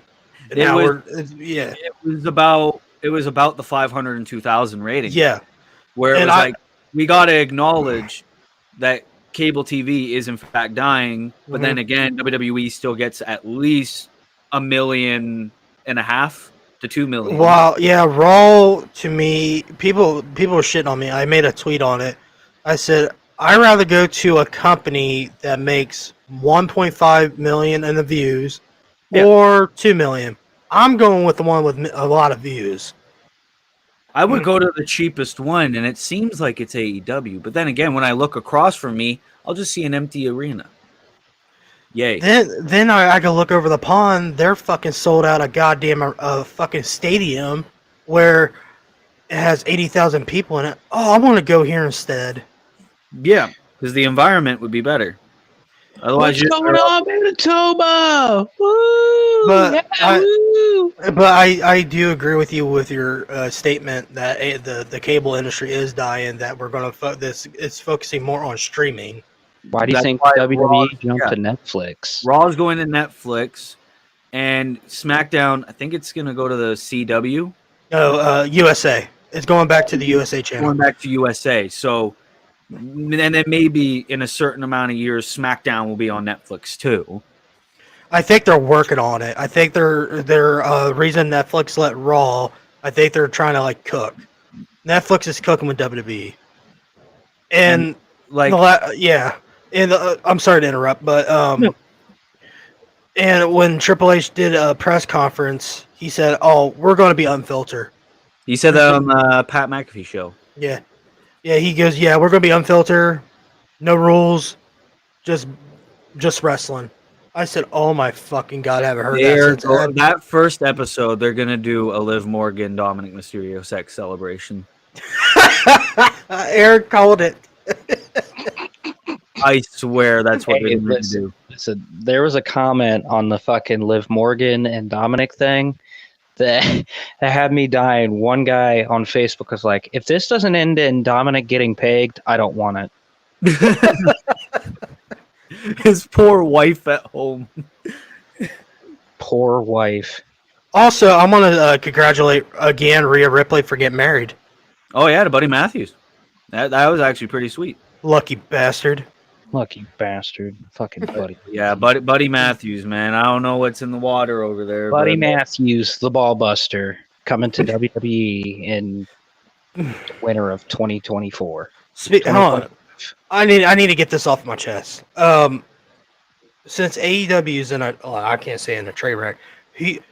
Name a few wrestlers. Spiral and there we go. Name a few wrestlers, Willie, that you think it'll go back to WWE. That will go back to WWE? Yeah. If they were given the opportunity, I would say Malachi Black. Yes. Buddy Matthews. Yes. So they could both be with their wives. I would honestly say Claudio. Really? Yeah. If his contract ever expired, he could go back to WWE. I'm going to throw a random name out. Rusev. I completely forgot about him. Yeah, because you haven't seen him on fucking TV. Exactly. Miro, yeah. Why did WWE get rid of him? Oh, wait, it was this fucking McMahon. They had nothing for him. He was in the middle of that stupid love triangle with his ex-wife, which also featured Liv Morgan. And that Liv Morgan's a freaky bitch. Liv Morgan, everybody. Oh, that or her or Rhea Ripley. Now I sound like wrestling otaku. Good lord. Yeah, look It's at just- what you done did, son. We spent too much time on this, and now you've caught the infection. Yeah, now we're talking about women being freaky bitches, which is what he likes to talk about all the time. I'll literally talk to James next week. He goes like, the only time I've ever left my house has been just to go to work. The rest of it, I've just been watching women's wrestling and beating off. Maybe like, oh my God, James, you need some help. I just been Watch watching a Russo interview or something. Just been watching AJ Lee highlights. Oh my God, I miss her so much. After this, we're gonna talk about Russo. Oh God, yeah. Damn, what the fuck? Do you just hate me or something? You did kind of piss. You did kind of piss me off last week, dude. Because I brung up. What did I do? Hold on, I pull back for what I said when we did an interview about Sean Ross Sapp about how when one of his fans asked, "How will you run AEW?" and I kind of mentioned my backstory on Sean Ross Sapp, and Eric just kept going, "Man, what did he do? Man, what did he just kept repeating. I'm like, Aaron, just shut the fuck up. Let me get through this goddamn fucking category. Oh, yeah. What did he do? Yeah. I was like, Aaron, just shut the fuck up. Let's just get through this. Because I was legit getting pissed, and I see... What did he do? Almost ruin, like, 3 companies? He pissed... Like, it wasn't Aaron that was pissed, but it was the face of fucking Sapp on the fucking screen. It was pissing me off. Like, you know, one person that doesn't get enough love and appreciation for what he actually positively does for the wrestling business? Who's that? Chris Van Vliet. Yes. Oh, yeah. I agree. I just saw a clip of an interview that he did with fucking Billy Gunn talking about his cameo on Sabrina the Teenage Witch. Oh my God, I'm old. I remember that show. Yeah.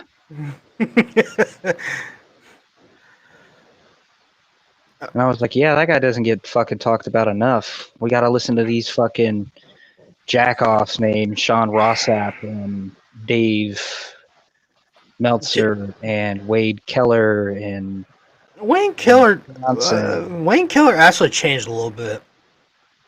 Who's that? Oh, Brian Alvarez. That's right. There you go. Yeah. I knew I was forgetting somebody.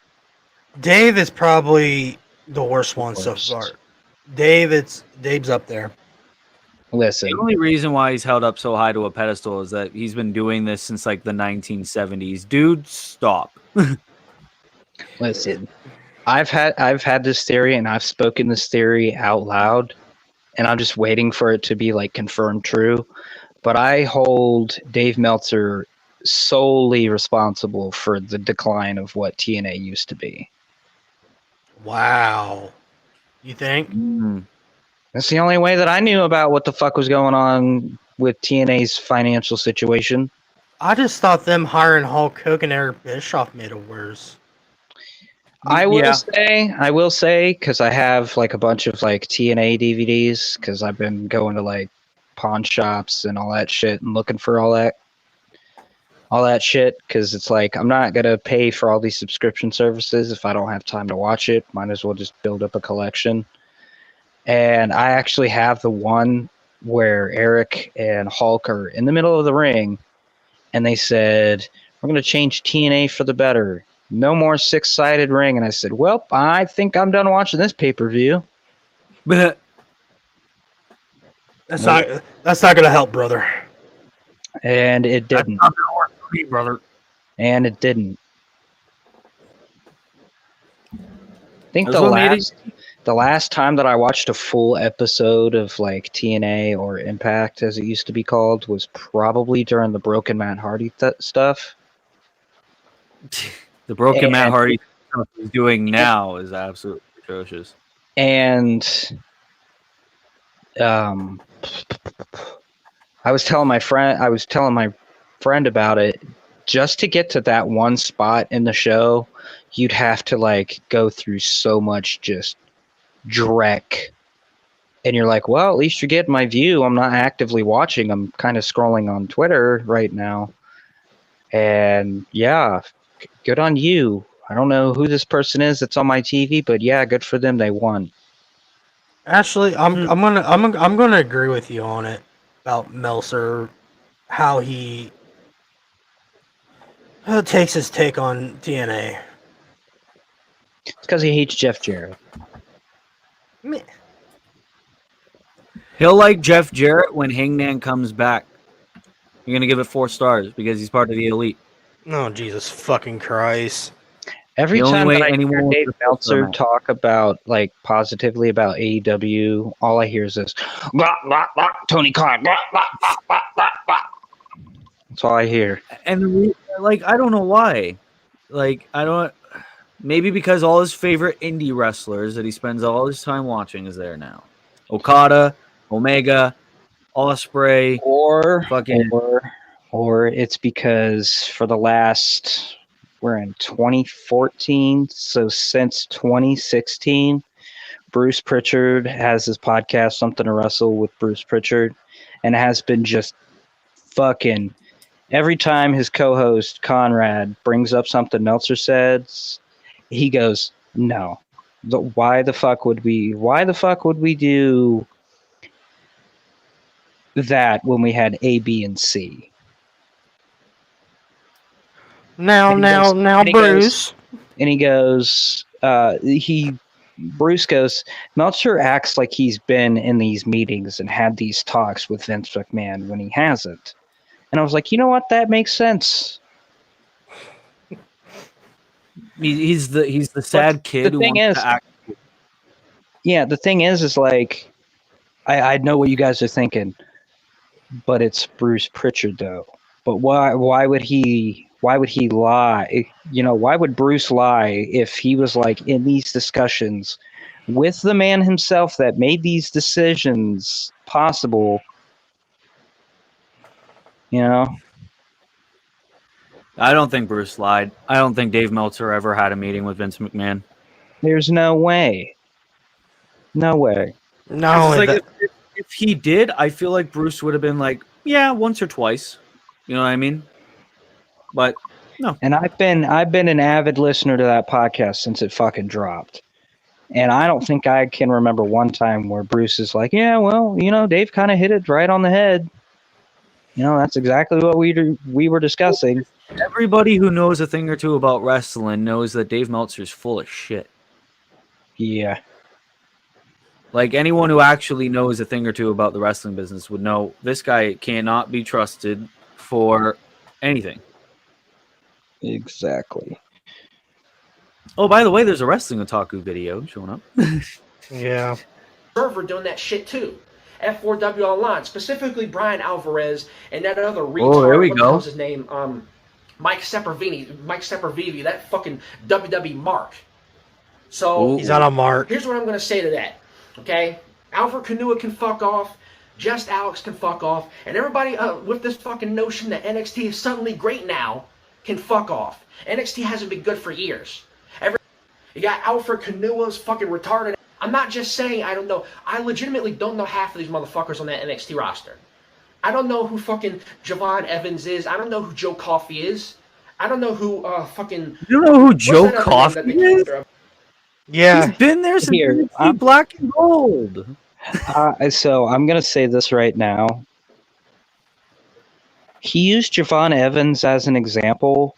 He literally just like came to NXT not too long ago. So first of all, yeah, Javon like debuted like right after Stand and Deliver, I think. Like, sure, they're pushing him to the moon, but it's like, yeah, you're right. He hasn't been there a while. No. So like his argument is already kind of invalid because I'm like, well, yeah, of course you don't know who Javon Evans is because he's hasn't been there for that long. Yeah, no, I've only seen 1 or 2 Javon Evans matches, but he's impressed me. So. But he's listen. If he's allowed to use the word and hasn't gotten canceled yet, guess that's free reign for me to use it. You know, no. Don't. Oh, listen, this guy is fine. I'll say this. This guy has special needs. Is that better? Yes. I thought you were gonna say a completely different. Oh my fucking god. Oh no, not that word. We were talking about Devon Evans. I thought you were gonna say completely different. No. Get Me your and mind. Willie stopped you right there. Okay, listen, this guy is retarded if he doesn't think that fucking Nathan Frazier and Axiom are like the most talented tag team that NXT has right now. Well, even then, his single stars are amazing. Yeah, I became a fan of Nathan Frazier when he was doing this shit with Dominic. Oh yeah. Like, oh fuck. When he was doing his stuff with that Heritage Cup there, when he was defending it all the time, I liked it. Mm-hmm. So what else is this Jackoff has to say? Yeah, what else? Chromosome have to say? I don't know who fucking God, I forget. I can't even freaking remember. There was another guy who the fucking Brian Alvarez and them others were saying over and over. You can't say you don't know who Ethan Page is. Eva something. I forget what the fuck his name is. I don't know who these motherfuckers are. Obafemi. That was what he was. Obafemi? Okay. Me and Aaron were trying to correct. We thought he was going to say Obafemi. Yeah, I think he was trying to say Obafemi. Idiot. I don't know any of them. I know Trick Williams because he was basically a second banana to freaking Carmel Hayes, who's now on the main roster. I know a handful of them. The rest of them, I don't know these fucking people. Name them. I don't know. I hardly know any of them. Outside of the ones I've seen. Hold on. I'm going to make a challenge. Hey, Wrestling Talk, I know you don't really watch, but if you do come across this, come on the show, buddy. I want to... No. Aaron not included. Just me and you. We'll talk things out. I might have Willie hid from the show, and he could back check me on... probably back check me in the background. Just be like, nope. But it's like, I don't know half of the people on the show besides the people who came from AEW to NXT. I know who Ethan Page is. I know who Sean Spears is. There you go. Oh my fucking god. And people acted like this is so good. I'm not just saying that Dynamite. I don't think their numbers come out yet. Not that it fucking matters, but I'm sure Dynamite is going to rebound and they're going to get way higher than they got last week. Last week's number was that did not happen. If I remembered, they got 611,000. Yeah, it went up 100,000. Oh, okay. I wonder if they used bots, as Tony Khan likes to say. Mm-hmm. Was a fucking blimp, an aberration. They were going head to head with the fucking NBA Finals. NXT, meanwhile, had wrong. The Boston Celtics draw more than Chris Jericho confirmed. No, so I looked this up. The NBA. Hold on, let me actually make sure that I got these. If I remembered, I don't think the NBA Finals was on Wednesday. It wasn't because the Boston Celtics sealed the final game on Monday. Monday, yeah. Raw was going head to head with the NBA Finals. And honestly, at that point, I probably would have been switching back and forth. But I also I would have too if I knew that the Celtics were in the finals because I don't follow NBA, but I like the Celtics. Well, congratulations, Boston Celtics, on your NBA Finals win. Yeah, congratulations to the Celtics. Even though it was a fucked up fucking playoffs. Yeah, they got their fuck you, Nuggets. The only thing that Dynamite probably could have competed with was like whatever NHL game was going on, but I don't even think the Stanley Cup playoffs was on a Wednesday. No, because if I remember, it was. If he was ranting, this is when Edmonton Oilers started their comeback. Oh yeah, since being down 3-0, and I think this is when they start that. Oh, we're gonna come back, and then they failed in Game 7. Yeah, a lot of people being like, "Oh my God, Canada's gonna win a Stanley Cup for the first time in 5 years." No, not 5 years. Canadians 20, won it 20 something. Yeah, like 15 years. I was correct. The final game of the NBA Finals was Monday, June 17th. Sorry. Well, there you go. So no, they did not compete with the NBA Finals. Yeah, so fuck you, dum-dum. And hold on. Since he posts on the 24th, that's when the finals, the Stanley Cup Finals was sealing the deal, but it was not on a Wednesday. It had to been. He was probably either mistaking the NBA playoffs for the Stanley Cup, or he just doesn't know shit about sports. Yeah, just doesn't know sports. No competition at all on their station. So get the fuck out of here. AEW will bounce. Then he just said that they had no competition on their broadcast. So he completely contradicted himself because he said they competed with the NBA Finals. Then he says there was no competition. Like, which is it, bud? But the funny thing is, only thing TBS shows now is Friends reruns, Seinfeld, Big Bang Theory reruns, and all that shit. Big Bang draws more than Dynamite. And movies. Wait, it's Black Panther. I think was this the same week that Black Panther came on? Yeah, it was. They were blaming Juneteenth, Kendrick Lamar, and Black Panther. Black Panther. That's right, they were.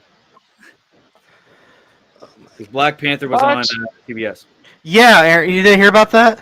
So wait, they were being racist? Basically, Dave Meltzer was. The AEW Freakazoids were. Because it's like, oh my god. Well, since the finals wasn't on the day that Dynamite's on, let's just blame it on Juneteenth, Kendrick Lamar, and Black Panther. All this stuff on this holiday is ruining my wrestling experience. AEW Dynamite's going to bounce back in the viewership numbers, no problem. They did not. I guarantee you that. Even if it is close, it doesn't fucking matter, folks. There's no comparison between the two. Dynamite is superior to NXT and always has been. Has been ever since Dynamite first came along. Is that why there's only one women's star in the entire division? And no, it's not Toni Storm. All right, what's your thoughts on that, Willie? I took me forever to get through that. I felt like I lost brain cells watching that shit.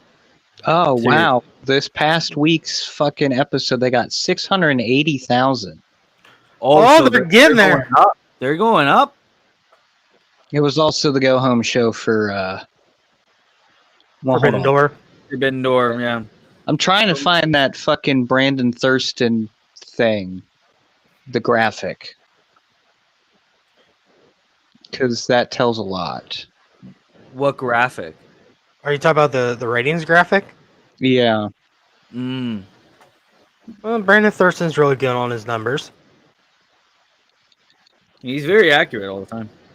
Also, can you also bring up NXT ratings as well with how they do? Well, I don't think we'll know how like this episode of NXT did until later on today. Okay.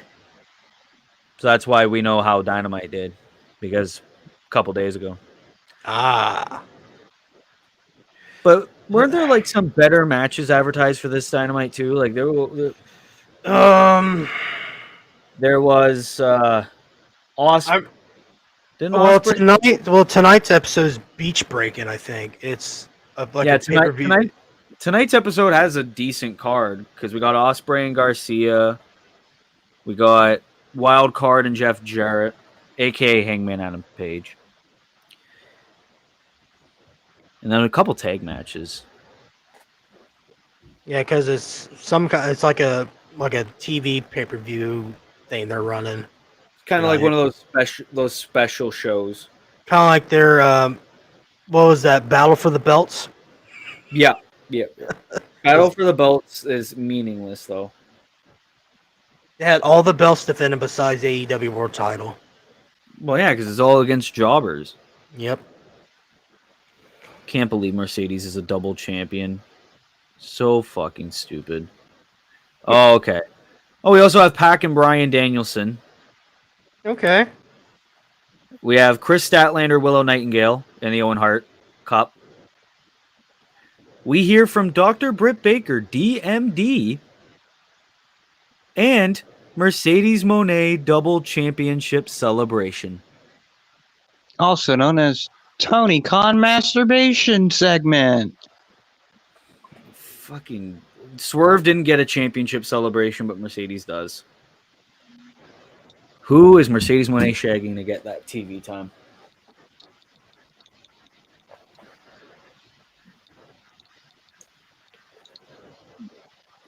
Wait, was that a rhetorical question, or are you asking?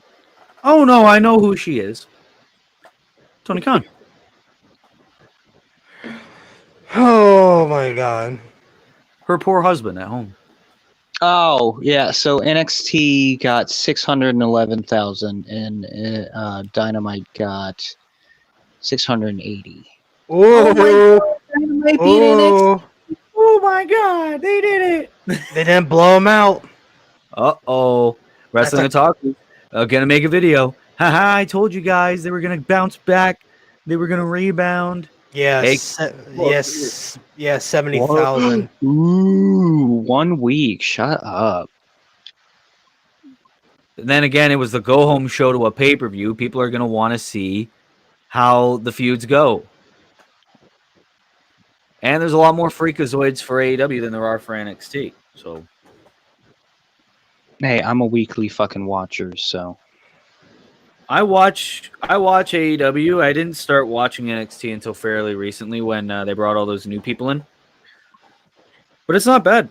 Oh, so you're like Wrestling Otaku. You don't know who the fuck's who.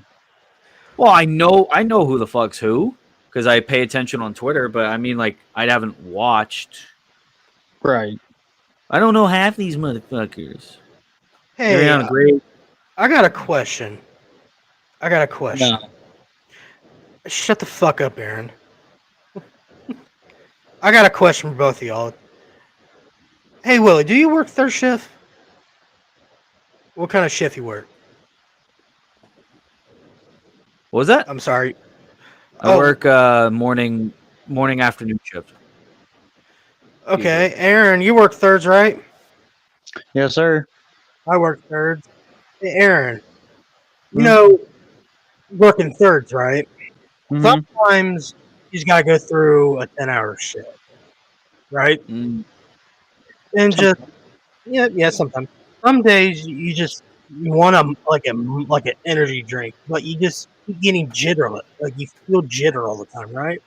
What Yeah. in the fuck are we doing? Oh. Do you when you drink a can of Monster, do you constantly get the jitters? No. I haven't drank a can of Monster in like 2 months. Just fucking play along. Oh my god, yes, James. Goddamn, the last time I had a Monster was last night. And let me tell you right now, I was bouncing off the fucking walls. I was tweeting away at everybody. I was making paragraphs about why AEW is so much better than NXT and Raw. Why are we getting this Liv Morgan, Dominic Mysterio shit when we got Mina Shirakawa, Mariah May, and Tony Storm making out middle of the ring? Oh, don't worry, we'll get to him. But I got a better alternate to energy drinks. You want to hear about that, Willie? Sure. Well, our first sponsor. Don't sound so excited. Hey, he's a host, so I'm gonna get him a part of this. Might as well. Fuck it. So, while we're gonna do our first sponsor, they're called Dubbies. Yeah, I see what the fucking owner did. Dubbies. It's a genderless. Wait, what did he do? I missed it. No, just the way he came up with the name Dubby. Makes you win. Yeah. I'm in the wrong fucking. There we go. What they? Oh man, they sold out all the cans. How about that? They're really selling. Well, look at that. The sponsor worked out so well. They're sold out. Where's my cut? Where's my cut? Give me money. Give me money. Give me money. Give me money. What W is? They're a sugar-free, genderless energy, and there's no harsh chemicals from actual Monster, like Monster, Rockstar, right? All that stuff. These got what Anthony does. That's the the founder, he made a very special energy drink where it's very natural flavors, natural ingredients, and all that stuff. And he just wants a competition with the big stars. And I tell you what, this stuff is really delicious. Is it really? So, yeah, Aaron. Yeah. And first they introduce they finally got their energy drinking cans now, which they comes in 12 packs, the 12 pack. But if you guys don't want to go for the tubs yet, they do have sampler packs with 3 of their flavors. But I do recommend the Callow Cream. That is a really good flavor. It's mango and dreamsicle. Sorry, I almost burped in your guys' ears. Ew, gross. Unsanitary. I know, I feel dirty. Dirty bitch. But they do have a new flavor also in the tubs. It's the mystery flavor. They have, push and punch, big tears. I like this one, big energy tears. Am I gonna cry if I drink that? No, you're just drinking the saltiness from the losers on Twitter. Oh, it's basically the loser. It's the losers that freakazoids have in a tub. So not the freakazoids. Whatever, yeah.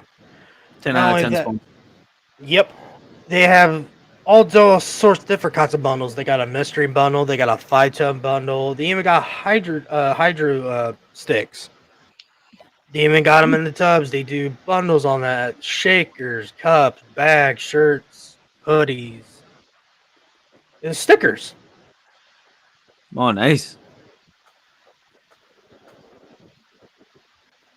Like I said, they have 100% full transparency and ingredients disclosure. They're packed with 10 audience. Oh my god, you can tell I worked a 10-hour shift today. They pack 10 awesome ingredients to keep you on top of your game. See, keep your game up. They even have whole coffee fruit extract, which is really good for your system too. They even have vitamins, vitamin B, vitamin C, all sorts of good ingredients. And thanks to this guy right here, if his picture cropped, Anthony.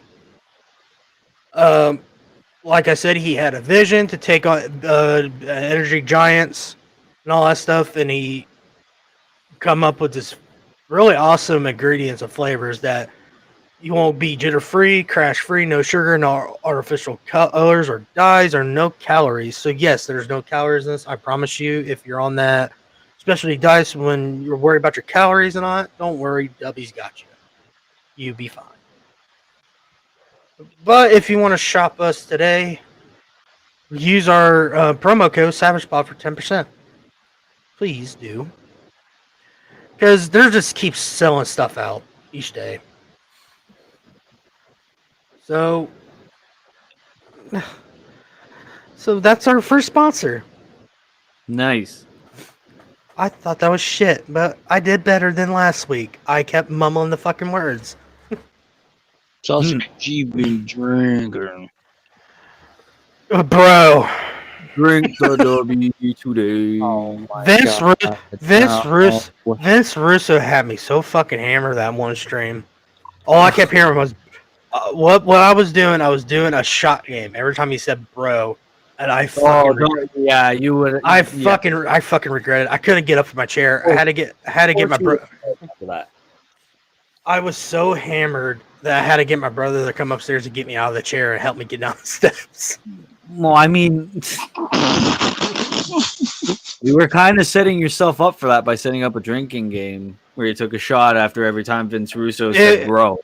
Well, the funny thing is, we were me and Aaron were reviewing his podcast where he said that Bro, I'm better than 83% of the WCW roster, bro. I heard that quote and I was like, well, then no wonder WCW went out of business. Because everybody sucks. That's crazy. So, Well, yeah, if you said he was better than 80% of the roster, and if that was true, then no wonder why it went out of business. it was so bad. That stream was so bad. I was like, Aaron, I'm gonna stop this fucking segment. I couldn't fucking see the screen. Every time I was looking at the computer screen, it was blurry. I was like, oh, I gotta stop. Is that post underneath the Vince Russo flexing? Yes, Oh it is. my god! Why did you bookmark that, dude? The reason I did that so I could hear Aaron laugh. It makes Aaron laugh. Why did you bookmark that, dude? I don't know what you would do in like 11 Aaron. Ah! What the fuck is wrong with you? I gotta brush his teeth in 5 minutes, dude. No, okay, you removed it. You have 2 pictures bookmarked that are just egregious. Like, those should be used as, like, blackmail. I did not mean to do that. Yeah, now you gotta scroll all the way down. All the way down. There we go. There we go. Now let me just get rid of that, and then we're good. But Vince Russo was asked if he had any regrets going to WCW, and he has to say whatever he says. So let me put away my whiskey, so I won't drink. Listen, bro, I had a great experience on the show, but Eric Bischoff and Hulk Hogan and Jeff Jarrett treated me like shit because I was an outsider. That was why, bro. They hated that I did the Brawl for All, and they're like, no, bro, you're not ruining my company. But I did it anyway. Damn, Aaron, you might have competition on the Vince Russo impersonation. This is way better than mine. Jim Cornette bullies me on the daily. I have no idea why. He threatened me all the time. And, you know, bro, I think he loves me secretly. I think Jim Cornette wants to get with me. I feel bad for his poor wife. I love the great line that Cornette says. They were doing the Brawl for All thing on Dark Side of the Ring. He goes, I will outlive Vince Russo. When I do, I will piss on his grave. He said on a shoot interview that he was like going on diets and shit, and he was exercising. Mm-hmm. So that way he could outlive Vince Russo. And he was like, even if I'm 80 years old, my wife is pushing me on a wheelchair, wanted to stand me up so I could piss on his grave. He really hates Vince Russo. I understood why. I understand why too. But also Jim Cornette's a cranky old man too, so it's funny. He can be a cranky old man. Old man. Some of the stuff that he says about like AEW makes sense. Yeah. The one thing he got me when I can't remember what Nia Jax match was. Oh, he called the refrigerator Jax. No, hold on. It was that, and then I couldn't remember. I felt so sorry for this lady that she was fighting. And wasn't it the Kairi Sane one where she injured her? I think he goes, that Nia Jax, fuck that ugly fucking bitch. It might have been a Kairi Sane match then. You hear Brian Last, whoa! Well, yeah, he probably didn't expect that. The one that got me was when, after Ronda Rousey's first run, where she was just like shitting all over the WWE and how fake it was and everything. Yeah. Jim Cornette's like, wah, I had to go on the road 200 nights a year. My asshole bleeds for you, darling. Literally said that because it was like Ronda Rousey acted so entitled. Yeah. Can't believe that I'm having these fake fights for fun, blah, blah, blah. I was like, fuck off. She didn't. Like, wrestling was fake, but since you couldn't handle the real shit in MMA, you went to the WWE. Why aren't you having an MMA run now? Because she flopped her final 2 fights. Yeah. She was on a rip and tear. I remember that. She was on a rip and tear and was like on top of the world, and she lost one fight and just it. She cried like right after. She was like, "Oh my god, I lost to Holly Holmes that no one knew about." Yeah, nobody knew who Holly Holmes was until she fought Ronda Rousey. That exactly." And honestly, the reason why she probably doesn't have an MMA run right now is because all the women have pretty much passed her by. Yeah. Is that famous line? It's the famous line, the kick you heard around the world, where Holly Holmes kicked the shit out of Ronda Rousey. Well, there's an old saying: you either die a hero, or you live long enough to see yourself become the villain. That's Ronda Rousey. And Vince McMahon. Yeah. Speaking of that, what do you think about the whole situation with the Drew Gulak? I don't know. I don't know what to believe. Like, I don't think Drew Gulak is a creepo or anything, but again, I wasn't there. Ronda Rousey could be lying about it, or Drew Gulak could have really done it. I don't know, man. Like, the source is not reliable. Well, me and Aaron did a podcast a while back about this, and I kind of brung this up. Well, is she saying that he pulled her whatever it was? I think it was the string on a sweatpants or some shit like that. Yeah, it was a string on her sweatpants. Okay, then I'm like, okay, then where's her fucking gang or posse that she was with that she wrote on the part of the book? Where was the people? Why did they not come forward? And all that stuff. Why didn't they kick his ass? If it was intentional. Because she mentioned about she was surrounded by people. So why did those people not come forward about it? Exactly. Like this would have blew over like way even when she was still in the WWE, like back in August. Wouldn't have blown over in what was it, February, March, where she came forward with it on a fucking Fox News interview. Like, no, thank you. And it was on Fox News, which is even more bullshit. So it's not only that. I just like how they got rid of Drew Gulak. They just killed him off. Or killed him off. They basically the No Quarter Cash crew fucking just asked Tony D'Angelo just to kill him off.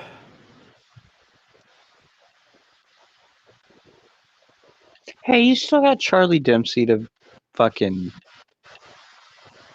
bring that back. What was that?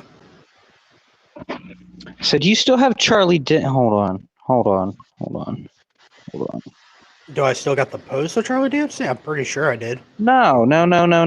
I said you've got Charlie Dempsey to bring the No Quarter Catch crew back. Yeah. If they would fucking use him. They are. They're just... Okay, James. Okay. They are. Okay. Okay, James. I don't know why you constantly... I don't know why you constantly bitch at my fucking shit, dude. Oh, I'm not. I'm just saying. Haven't seen him on TV for, like, 3 weeks. Because he's fucking invading TNA.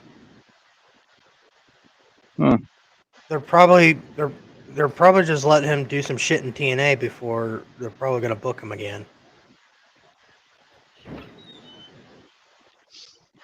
I don't like it.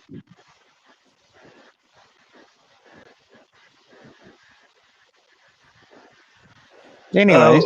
But Willie is doing something real quick. Aaron, how's your day? It's going, I guess. That's good. Any plans for the 4th of July? I got to drive down to my uncle's tomorrow, and then after that, it's probably just going to be me sitting on my ass, grinding this fucking Fallout 76 event called Fastnacht. And you get, like, these, like, little like, you can do this event, and you can get these masks and shit. And I guess that there's glowing ones that they added in this one, so I've been trying to get my hands on a glowing mask. I've also been live streaming twitch.tv/Rock and Roll Rebellion. You can catch me there. You're not going to get to see my handsome face, so good luck with that. But yeah, I've been just kind of trying to build a streaming following, much to my chagrin and dismay. I literally just sit there for like, I think the longest I've streamed for is like 8 hours straight and didn't get like anybody. So hey, yeah, if anybody wants to come and watch, that'd be really fucking fantastic. No, because like I'm going through the Gears of War 2 campaign, and this is the first time I've actually went through that campaign, because, you know, when those games were fresh, I wasn't allowed to play video games and shit, so I didn't get to experience those. Now I'm getting a chance to actually sit down and play them in their entirety, and like, I'm actually enjoying the shit that I'm doing, and there's like nobody fucking there to watch. Like, it'll show that there's like bots that'll watch, but like, it's kind of awkward just sitting and playing a video game by yourself while live streaming, because you're sitting here like, man, if only one person would come in here and say something. Like, hey, if Wrestling Otaku's fucking fan base wants to come in and call me a bitch, call me a bitch. It'll make from some interesting content. Go ahead. Rock and Roll Rebellion. Rock and Roll Rebellion. Bitches. What's your thoughts on Xbox having login problems? Yesterday? Oh, I fucking hated it. Fucking hated it. Because there was a new free-to-play game that came out yesterday called The First Descendant. Mm-hmm. Yeah, I guess it's supposed to be like almost like Destiny, almost. That just came out yesterday, and I had it pre-downloaded and everything, ready to go. And I got home, ended up falling asleep to one of the worst WrestleManias I've ever laid eyes on of my own. Which WrestleMania that is? 27. Yeah, that one's ass. Is that the one is ass. Miz headlines against John Cena, and then The Rock comes out and fucking gets involved, gives Cena the rock bottom, gives us the, you know, like, oh shit, what's going to happen here? Blah, blah, blah, blah, blah, blah, blah. And then we all know that it's the once in a lifetime, The Rock, John Cena. And then Vince was like, ooh, that made some really good money. Why don't we do it again?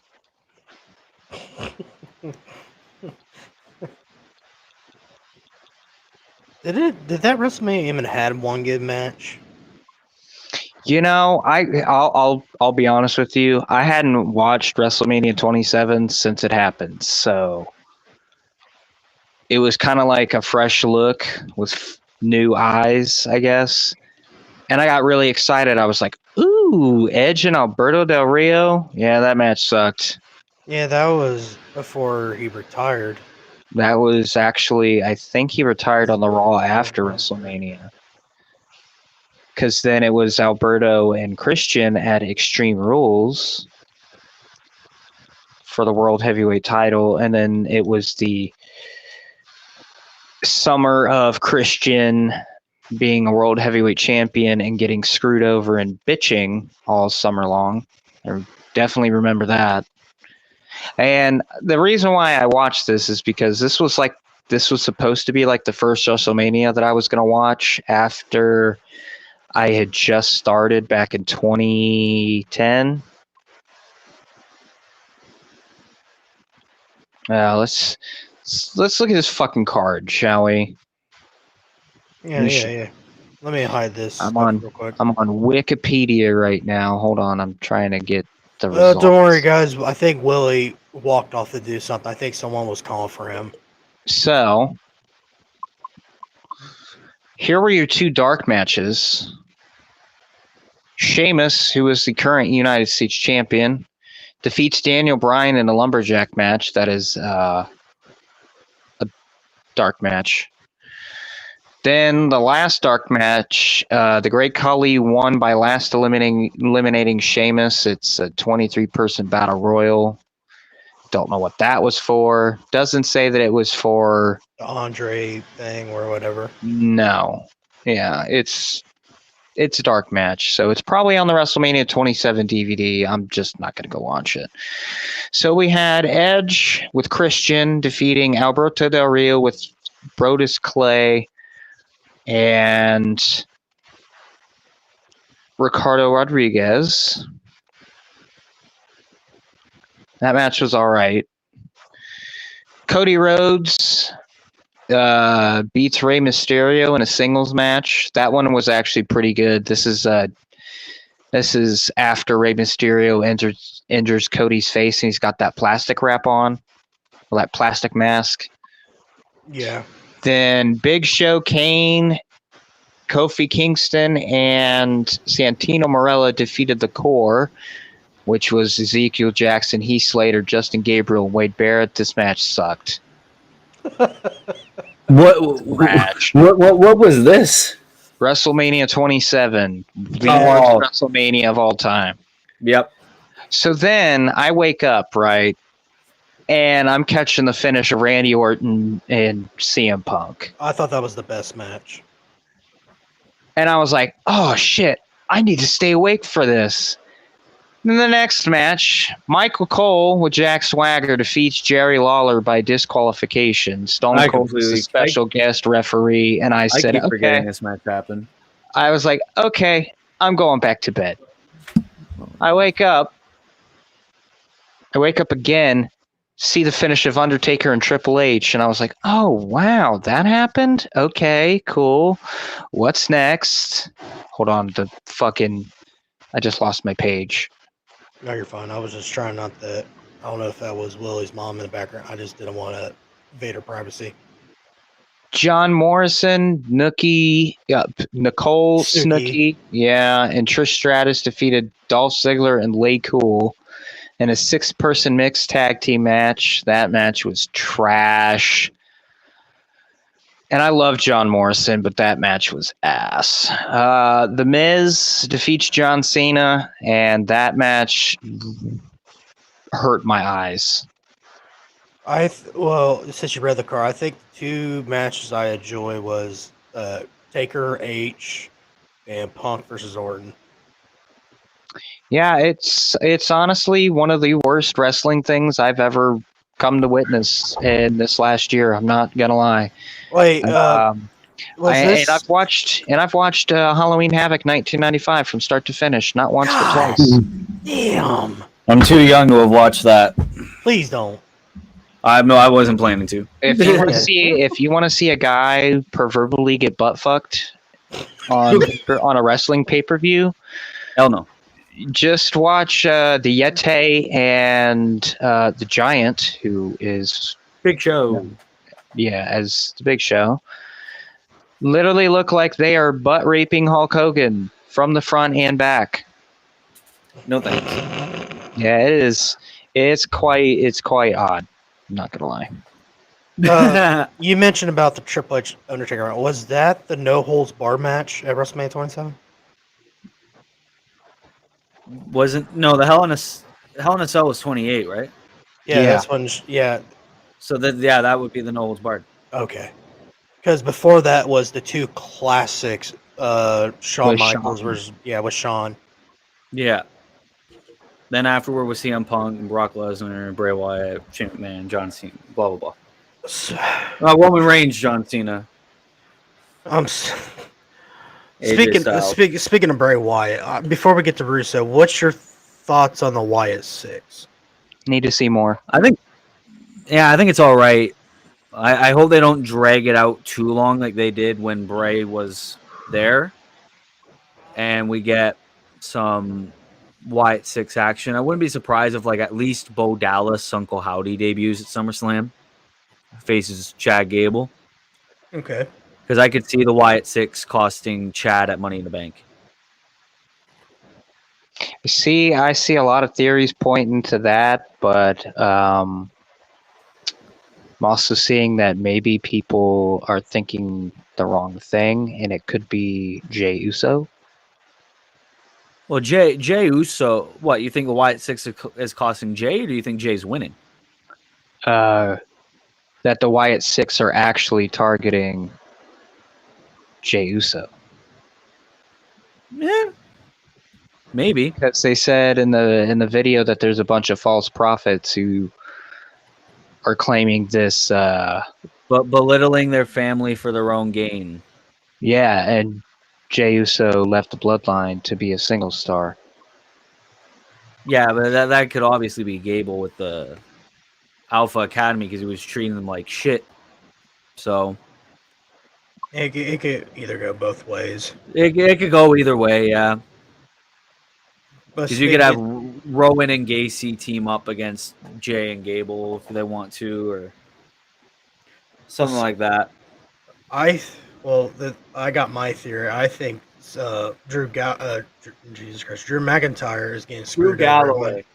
Yeah, fucking What Christ. fucking trademark did they? Sorry, I'm reading something and this fucking thing didn't fucking mention what this pay-per-view's name is, but I have a feeling like I know what it is.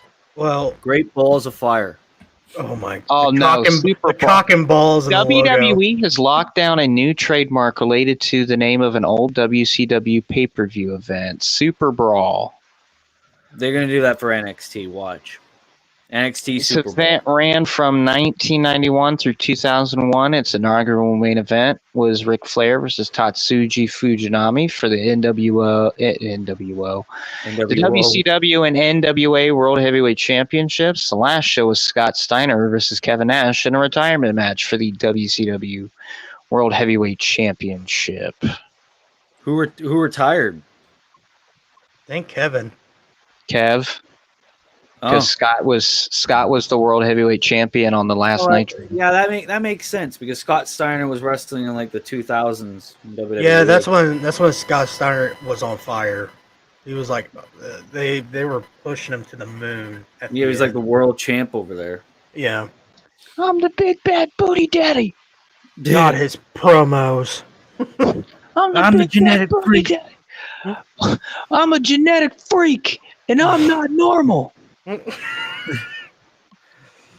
I get freaks 9 days out of the week. There's only 7 days in the week. Bully Ray. There's only 7 days in a week. You think I don't know that? I'm the big bad booty daddy. Nothing can top his famous 33 and 1/3 chance fucking promo. Then you add Kurt Angle to the mix. Your chances of winning drastic go down. Drastically go down. Well, he said drastic go down. Oh, damn. Remember, he had the lift. He was all over the place, yeah. Scott Steiner has a lift. People just doesn't know that. So you take your 33 and 3% chance. I got a 75. Because I'm a genetic freak. And 75 and a 1/3 chance. Then you take my 75% chance and your 33%. I got whatever. Yeah, Kurt Angle. I got 141 and a 2/3 chance. Like some random fucking. I just like how he went. I'm about to look up this whole promo and I'll read it out. Oh my god, you're gonna recite the whole damn promo. My favorite part of the promo when he's going on, then he just goes, "Hey, Samoa Joe. Since you're going to ask Samoa Joe, Senior Joe, fat ass." Oh, there we go. Yeah, Genius had the whole thing. You know they say that all men are created equal, but you look at me, you look at Samoa Joe, you see that statement's not true. See, normally if you go one-on-one with another wrestler, you got a 50-50 chance of winning. But I'm a genetic freak and I'm not normal. So you got 25% at best that beat me. Then you add Kurt Angle to the mix, chance of winning drastic go down. See, the three-way at sacrifice, you got a 33 and a 1/3 chance of winning. But I got a 66 and 2/3 chance because Kurt Angle knows he can't beat me. And he's not even going to try. So Samoa Joe, you take your 33 and a 1/3 chance minus my 25% chance. You got an 8 and 3% chance of winning. at Sacrifice. Then you take my 75% chance of winning. If we was to go 1-on-1, and you add 66 and 2/3%, I got 141 chance of winning at Sacrifice. Hey, Joe, the numbers don't lie, and they spell disaster for you at Sacrifice. Oh my God. They spell disaster for you. Sacrifice. Yeah, but Meanwhile, poor fucking P.D. Williams is just sitting there, just like, yeah, that adds up. But do you see like that like lyric video where they did with like the whiteboard? Yeah, I seen that video. And they spell like numbers don't lie, and then they do like a little spinny thing was like disaster and sacrifice and all that shit. Oh my God. Because Kurt Angle knows he can't beat me. Knows. He can't beat me, and he's not even gonna try. Man, that promo was the fucking best. God damn! I wish you did that in WCW. Yeah, he would have been like a fucking 55 time champion over it. Oh my! Wait, Vince Russo was booking. Yeah. Vince Russo would have made himself a 5-time champion. Oh, good God. Okay, here we go. Let's get to the Vince Russo thing. See, you had to bring it up. I had him forgetting all about the Vince Russo thing, and we'll get it over with. We'll get it over with. I thought you already watched it when I was gone. No. Well, okay. Well, let's Talk watch about it. 4th of July weekend plans. Get that shit out of the way. Let's watch it. I don't regret going to WCW for a second. When Vince McMahon told me that I should hire a nanny to watch my kids, I was done. And I don't regret that for a second. And Matt, I knew what I was getting myself into. I knew there were going to be politics. I had no idea the level of politics. And bro, I was way over my head from day one. And I am not a political player, Matt. I don't play that game. I'm not good at it. I don't enjoy it. It's not who I am. And I immediately was put into a political cesspool. And I knew that immediately, and literally from that point forward, it stopped being fun in a hurry. Pause. I don't regret going to WCW for a second. That was the whole clip. That was the whole clip. Oh, shit. Well, never mind. I mean, he's not lying. I have the Guy Evans Nitro book, and I kind of like flipped around a little bit before I actually started like fully reading it. Haven't finished it yet because I suck at reading. But WCW in the time that Vince got hired was a political mess. You had Hulk Hogan, who was just like, yeah, doesn't work for me. Yep. Me losing on TV? Nah. Oh, you need me to come to this random pay-per-view because the ratings are tanking and you need pay-per-view buys? Nah. And then Bash to the Beach. You had everyone complaining too, like Eddie Guerrero, Chris Benoit. Everyone was just sick and tired. Like Perry Saturn and Dean Malenko, they all fucking went and invaded WWE. Apparently, according to Vince, not Vince Russo, but Bruce Pritchard, that wasn't supposed to be the story. Really? Yeah. Well, I don't know. I don't know whether to trust Bruce Pritchard now or just throw him. To this point, I'm gonna start believing in Bruce. Well, my thing is they like him enough to keep him there after the Vince shit, so he must be doing something right.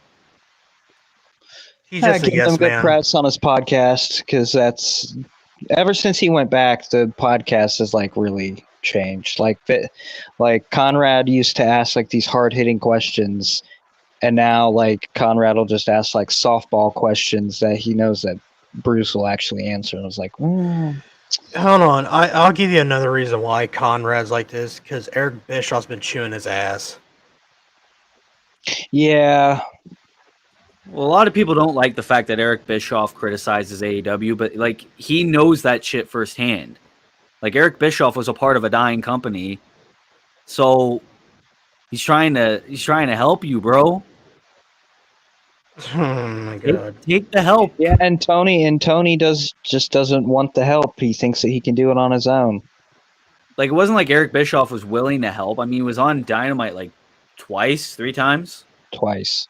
Yeah, so clearly he wanted to at least try to help him, but I guess Tony just wanted all the booking to himself. And maybe that was a good thing because Eric Bischoff could have gave more people creative control, like heaven knows. But I don't know. I would have rather took a help from a guy who was a part of not one but 2 dying companies in TNA and WCW and tried to be better. It's not only that. I'd rather have Eric Bischoff because he, to this day, I'll give him his flowers. Him beating WWE 83 straight weeks. No one else will ever be able to say that. Yeah. And you see everyone being like, oh, 44 more episodes and AEW will outlive WCW. So, what would it matter if it did? And WCW had a better roster than AEW back then. Wait, hold on. Are they talking about like TV? Talking about TV, like they'll have more episodes. Okay, I was about to say they're not even close to outliving like WCW as a company. Yeah, no, just TV wise, 44 I think or 43 now more episodes than they outlive. So, yeah, exactly. Doesn't matter. Like right now, what I'm seeing on AEW is like 1999 to 2000s era. And even then, like they're acting like WCW just like packed up and left. WCW got bought. Yeah. AEW is not going to get bought by anybody. Nope. WCW would have still went on if Vince McMahon didn't open the checkbook. So yeah, because Eric has went on to say that the plan was to have a pay-per-view called The Big Bang, and it was going to be the what did he say? The rebirth of WCW under his control. Yeah. Damn, what could have been? Yeah. Then he wanted to be the general manager of Raw. And you did all right in that.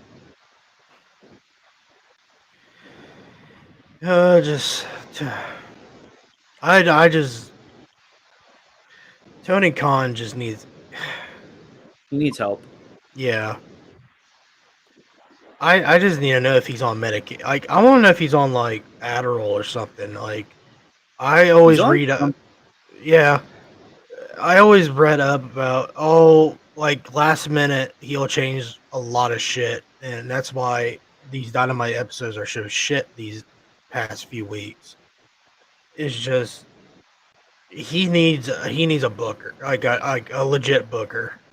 Well, he needs a team. He doesn't need one person. He needs a ton of people that'll be like, this is not good, and then make some suggestions or something. And he has the experienced people like Jerry Lynn, Christopher Daniels, and all them.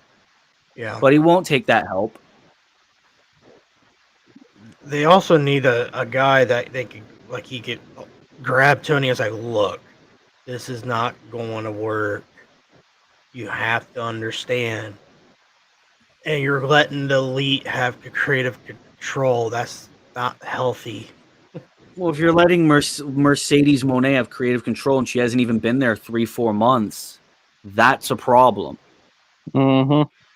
That's a massive problem. And her bragging about how big her paychecks are and all that shit. That I was like, when I saw that, I was like, fucking really? Oh my god, WWE didn't want me to do the Mandalorian. So the reason why John Cena and all those motherfuckers were still in WWE doing those goddamn movies is because they don't wrestle all the time. You were a full-time wrestler. The Miz, I mean, it was all right because The Miz could be off TV and no one would notice. But Sasha Banks, by default at that time, was one of the biggest stars. Yep. So they would notice if if Sasha was off TV for a couple of weeks. And I think at the time too, Mercedes was SmackDown Women's Champion, or at least was in a program. So why would she not be on TV when she was feuding with Bayley, or they were defending the tag title, something? They were doing something. If I remember, she was I think teaming up with Naomi. Last thing I saw her in WWE, I think. No, I think Mandalorian season 2 came out a little bit before that. Oh, okay. Oh, wow. 2021, she was SmackDown Women's Champion. She was. Oh, yeah. Bianca Belair main event, WrestleMania. Like, of course they weren't going to want you to do that because you were in the main event of WrestleMania feuding with, at the time, the highest rising women's star. Yeah. Like, of course, because it's like, what, we're not going to have you off TV when we're trying to build WrestleMania. That's like Roman Reigns. Well, no, I retract that. Roman Reigns is a part-timer. That's like if Seth Rollins was gone throughout the whole Bloodline build and he was teaming up with Cody and then feuding with Drew. It's like, what the fuck? You know what I mean? Yeah. Then I've been reading on some things that MJF is making approximately $50 million a year. That's way this too is literally WCW 2.0. It's basically WCW. They're paying too much for their talent, and eventually the cost of everything is gonna come up because the cost of everything has gone up due to inflation, and sooner or later Tony Khan's gonna have to go to these people and go like, "Hey, see if you can." You're gonna be making a little bit less money now. See if you can get a deal with the WWE. I don't know if I'm going to be able to pay you in the next year. Yeah. Just wait. Those will start coming. Well, it's funny because there was like an old clip with I think it was Chris Van Vliet where he was interviewing Tony Khan when AEW was first forming. And Tony Khan said the exact same thing. The problem with WCW is that too many people were getting creative control. They were signing too many people. They were paying them a shit ton of money, and then the costs all went up to them, and they failed. And now Tony Khan's doing the exact same thing. The exact same thing. Signing too many people, paying them way too much money. Creative control. Obviously, people are going to get upset. Oh, and he was also complaining about, well, you're not going to be able to book everyone. And then there's people like Ricky Starks, Powerhouse Hobbs, and Miro that are getting nothing. Oh, my God. The exact same thing's going on.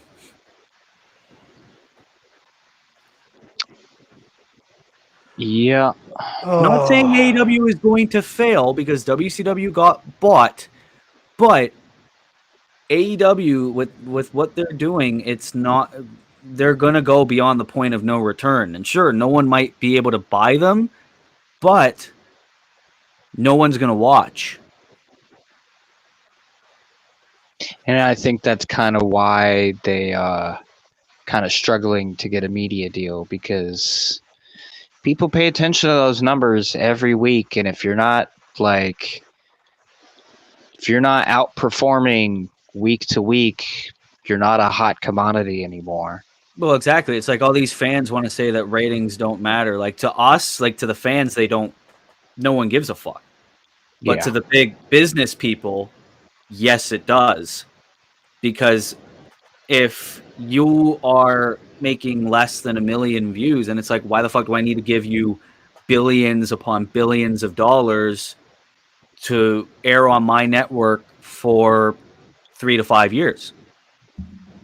When we're not guaranteed to make as much as we are giving you. It's a deal. It's not give everything to one party. It's supposed to benefit both. And so far, Warner Brothers are seeing that, and they're like, I don't really think I want to give you a deal anymore. HBO Max as well, like, sure, a lot of people will probably be happy that they'll pay like $15 a month to see everything and not have to pay $50 a pay-per-view. But then again, will everyone watch? Going to be honest with you, Gonna be honest with you. HBO Max. I have HBO Max, and it's got a lot of stuff that like interests me, like Game of Thrones, House of the Dragon, The And they always Sopranos. sponsor AEW. Yeah, but like the thing is like if there was a deal for them to go on a streaming service, it should have been done like 3 years ago, 2 years ago. 4 years ago during COVID. Actually, when everybody was home. When Raw was getting record low numbers because no one was watching cable that much. Nope. Everyone was watching Netflix. Yeah, everyone was watching Disney Plus. Because everyone was getting like free trials and all that stuff from like Disney, Netflix, and all that stuff. Yep. Yeah. Like it took so long for WWE to notice that, and now they're doing it. AEW would have followed suit if someone would give them a deal, but so far nobody is. Like I agree with Aaron. They should have done this streaming thing during COVID, and it would have helped them a lot. Well, even if they weren't going to do it for the weekly shows like Dynamite, Collision, and Rampage, they should have at least done it for their pay-per-views because not everyone's going to pay $50 per pay-per-view. You know, I've only bought one AEW pay-per-view and since their entire existence, and it was this past Was it Revolution? Full Gear? Oh, Full Gear. Full Gear, what year? Hold on. I'm currently on my Xbox and trying to get into my Bleacher Report, and I'll tell you. Okay. But I'm going to mention. Do you know JD from NY206? Yes. Okay. He did a vid. I guess someone clipped it from his streams, mentioning about what's going on with AEW. I got it. And all. Oh, okay. Full Gear Full Gear last year. Full Gear 2023? 2023. Yep. Man, I feel bad. Yep. I bought All In, I bought Revolution, and I bought Double or Nothing. I bought 3. I was illegally streaming those. I was illegally streaming Full Gear 2023. I was like, that card's not worth buying. But back to what I was saying, JD went on a really good. I can't find the video for some reason. I thought I bookmarked it. I must have took it off while we were me and Aaron were streaming.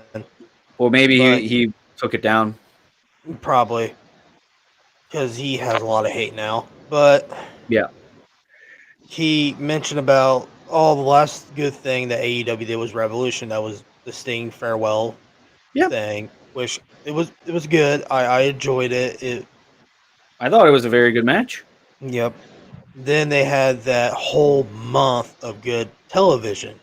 Then after that, they just fall flat on their face. Well, I think that they need to get rid of Forbidden Door because they're bringing in a bunch of people that nobody knows, and not a lot of people are going to watch that shit. Nope. And after that, only thing that the business people wants is good television. Yes. And some things I really don't agree with JD. That was the only thing I agree with him on. I said, yes, we do need a better television. We need better quality. We need better this and that. I see. And all that. And all that.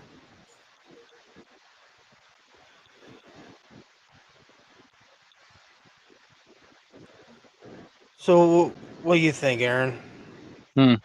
About? We'll just say if I give you we'll just say if Tony Khan gives you the keys to AEW, what would you do? Tony Khan said to me, hey, I really need some help. Gonna let you do creative. I'd be like, okay, let me see what you have. Let me see what you have so far and see if we can tweak anything so we don't have to change anything. And then I'd be like, okay, Tony, this is what I got. And I'd be like, hear me out. Your biggest number is right after the Big Bang Theory. Why not get the one thing that is killing your ratings the most, the Elite, have them on first, not last, not at 9 o'clock, the big hour. Have them on first. See where it gets you. Give it like a 3-week trial of the Elite coming out first and just wreaking havoc. Or whatever the fuck it is they do. Then I'd put on a fucking...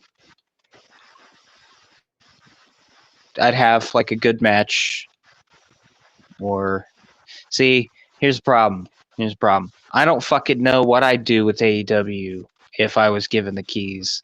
Because I've not been in a creative position. I'd probably just sit there and be like, yeah, I don't think this is going to work, boss. But hey, you sign my paychecks.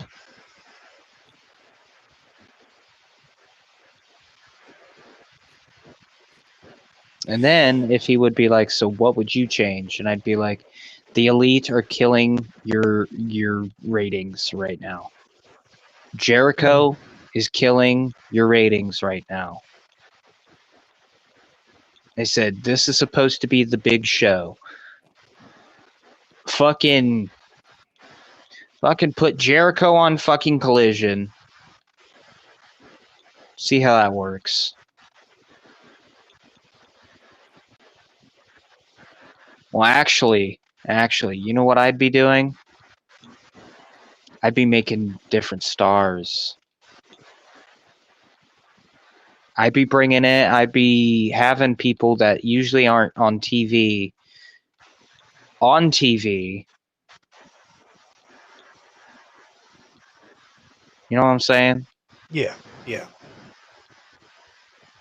Get them like a good win streak going. Let them showcase their stuff, and then have that one big feud. But if I see that somebody's getting hot, like red hot, I'm gonna jump on that shit like a fly on shit. I'm not gonna lie. Because Tony Khan has gotten into the habit of, oh wow, somebody's getting over with the fans. Let's why don't you give me that? And then I'm just gonna single-handedly ruin it with something really, really bad.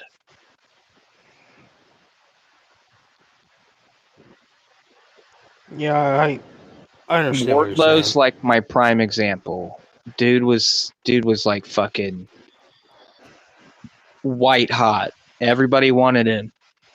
And then Tony was like, oh, we're going to give you MJF finally, which I predicted like months before that actually happened. I was like, I already see where this is going. I said, Wardlow's going to turn on MJF. They're going to have a feud, and then Wardlow's not going to do anything. And I told this to my best friend Jonty, and he goes like, "You really think that Tony Khan's going to do that?" And I said, "Bro, I just got a gut feeling." And that's exactly what fucking happened. Was Wardlow got hot, and then he wasn't. Same thing with the Acclaimed. The Acclaimed at this point have reached New Day level heat with me. There was a time where the New Day was on TV every week. Every single week. And they were the tag champs. And they were over. The New Day was over at a point, and then they weren't. Because it was the same matches every time. New Day, Usos. Yeah. And then the Usos would win, and then the Usos would have like one tag match with an odd tag team, like trying to think of the tag teams. back then. The Good Brothers. They'd have like a little program. The New Day would cool off, and then it'd be New Day, Usos, SummerSlam. And you're like, okay, cool, all right. But AEW's tag division right now, I'm not really seeing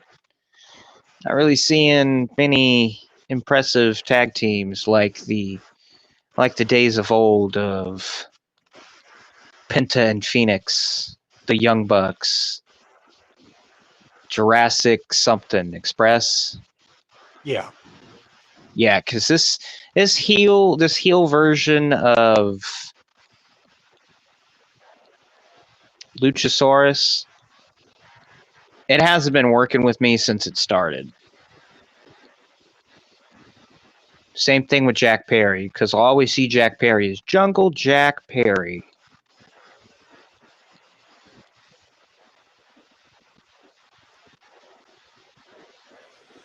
I don't see Jack Perry as a scapegoat. But yeah, I honestly don't know what I would do. I would, honestly, with the business sense that I have, I'd cut all unnecessary costs immediately. Yeah. Like, oh, hey, this person hasn't been seen a year. Yeah, get on the phone right now and just say, hey, you're not fulfilling your contractual obligations. We're going to have to let you go. We can't keep paying you if you're not coming to work. Miro.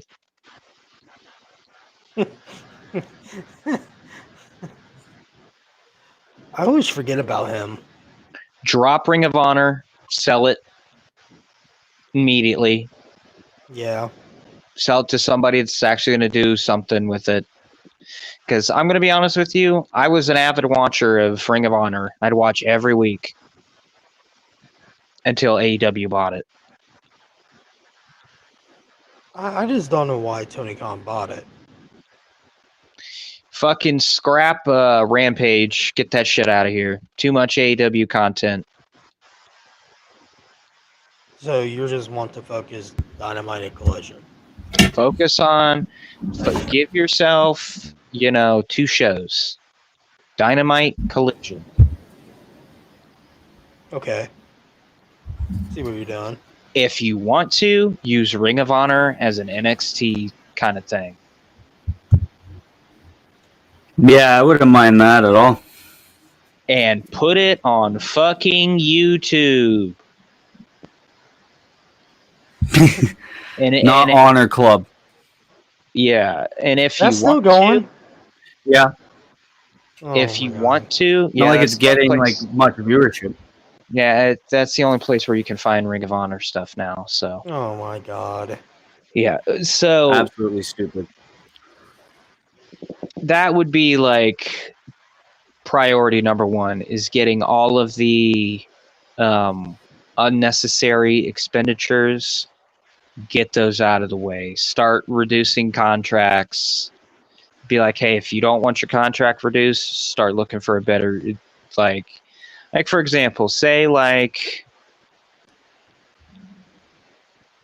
a Malachi Black comes up to Tony Khan. He's like, hey, boss, contract's coming up. Are we going to be able to make a deal? And if Tony's like, yeah, sure, we'll be able to make a deal, but it's not going to be as much as it was last time, and Malachi Black goes, I don't know if I could do that, then if Tony Khan is saying, well, we'll just keep talking, then that's problem number 1. But if he's like, okay, go see if you can get a deal with TNA or... Nah, his first thing will be like, nah, go ahead, go see if you can get a deal with like New Japan or something, so I can keep. Yeah, that would be his first thing, so that way they could keep him on the radar. Yeah, keep him on the AEW radar. Like Willie, I don't know New Japan or CMLL. I was mentioning contracts, and I would just look and go like, okay, so this person hasn't been seen here in a year. Get on the phone, tell them that if they're not going to come to TV, we're just going to have to terminate the contract because you're not holding up your end of the bargain. And I mentioned Miro specifically. Yeah. Same thing with Keith Lee. Like, if you're not going to use them, let them go. I think Keith Lee should have been let go. Oh, yeah, and you asked me earlier, like, which AEW talent do I see going back to WWE? Definitely Keith Lee. Yes. Oh, no doubt. So he can be with his wife? He could be with Mia Yim, and then he won't have the shitty gimmicks anymore. They would just keep him as NXT Black Keith and Gold Lee. Keith Lee. We bring him back to NXT. He will love to go back to NXT. Because Mia Yim's being on NXT more now, so just move them both to NXT permanently. Then, but for me, if they bring back Keith Lee in NXT, he could have a fucking great feud with Trick Williams. At least have Trick Williams have a big fucking monster coming after him for the belt. Keith Lee versus Obafemi would be amazing. Yep. Oh my god. God damn, look at us fantasy booking and shit. Oh yeah. Sorry, Dijak.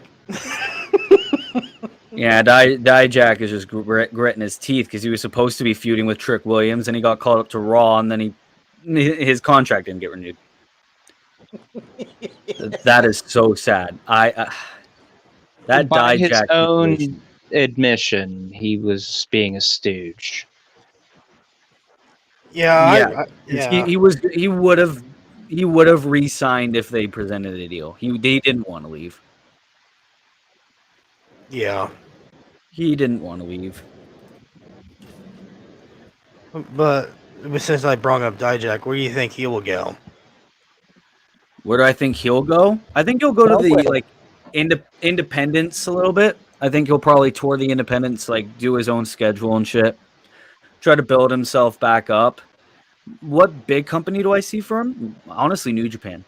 I think New Japan will use him a lot better than anywhere else. That's what I said.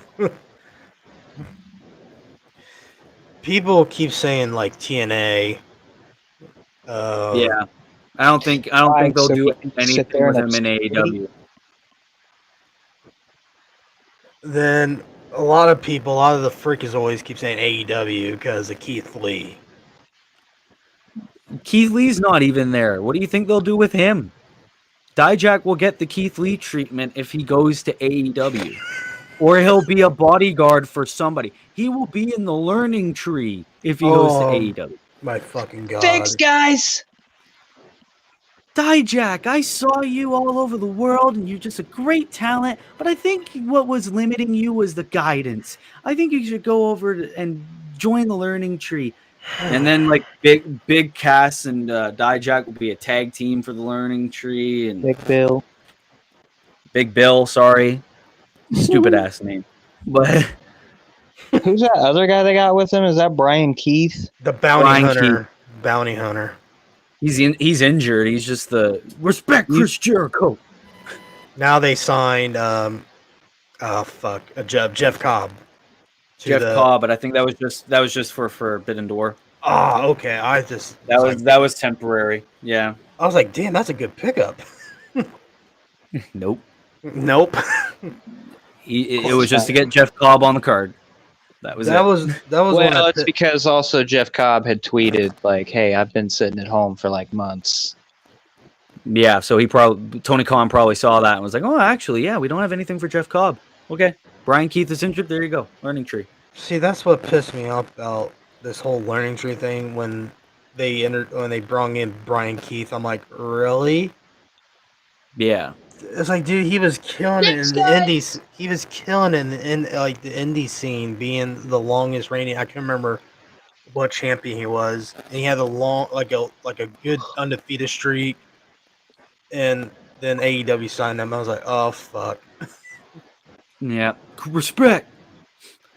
Oh my fucking God. At least they didn't bring Brian. At least they didn't bring a Private Party into the learning tree. That's good. Oh Jesus! Don't get Tony any ideas. Well, no, they were trying. Remember, they were trying to build them into the learning tree, and then Private Party was like, "No." I'm sorry, Freakazoids, but every time I see Private Party, I see Street Profits. Every time I see Private Party, I just instantly think of the Matt Hardy shit. Just like yeah. that's probably why they didn't. It's like, well, you know, we tried following one legend and it brought us fucking nowhere. Why would we do it again? Yeah, I just realized this is also Chris Isaiah Jericho's. Cassidy moaning at the top of his lungs. I swear, brother Cassidy. I also realized this is Chris Jericho's third faction in AEW. Yep. Third. Nothing will top the Inner Circle, by the way. I'm stealing that. Oh, yeah, exactly. Jericho. Fuck you, Jericho. I'm stealing I that. completely forgot Jake Hager got released from AEW. Yeah. Not like they were doing anything with him anyway. The human version of I'm just here to collect a paycheck. Oh, yeah. The purple hat guy. That's all I can remember him as. I like this hat. Just want my hat. That's all I can remember him now. Like, well, That was when they started doing that. Was when I got with my last girlfriend. So I was kind of glad I've missed like an entire year of AEW TV. You so, didn't. Yeah. You didn't At least it wasn't like the last AEW. Like, hey, babe. It wasn't like, hey, babe, let's go do something. No, man, Dynamite is on. I like this hat. The last like AEW thing that I watched like live was the debut of Collision because I'm a big CM Punk mark. Yeah. So that was like the last thing, and then once I saw like the All In stuff, I was like, well, looks like I'm not watching Collision anymore.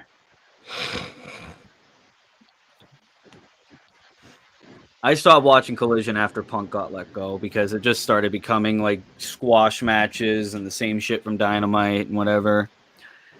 Bringing in like CMLL, Ring of Honor, New Japan guys, and I was just like, I don't fucking care.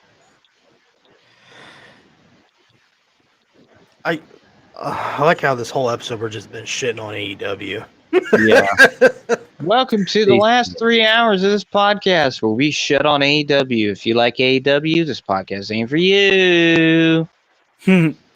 Just so for like, I can't shit on WWE. They made a good couple weeks of television. Yeah, I they can't made it bitch seem about like it. Dominic likes to get his butt fucked. Okay then, all right.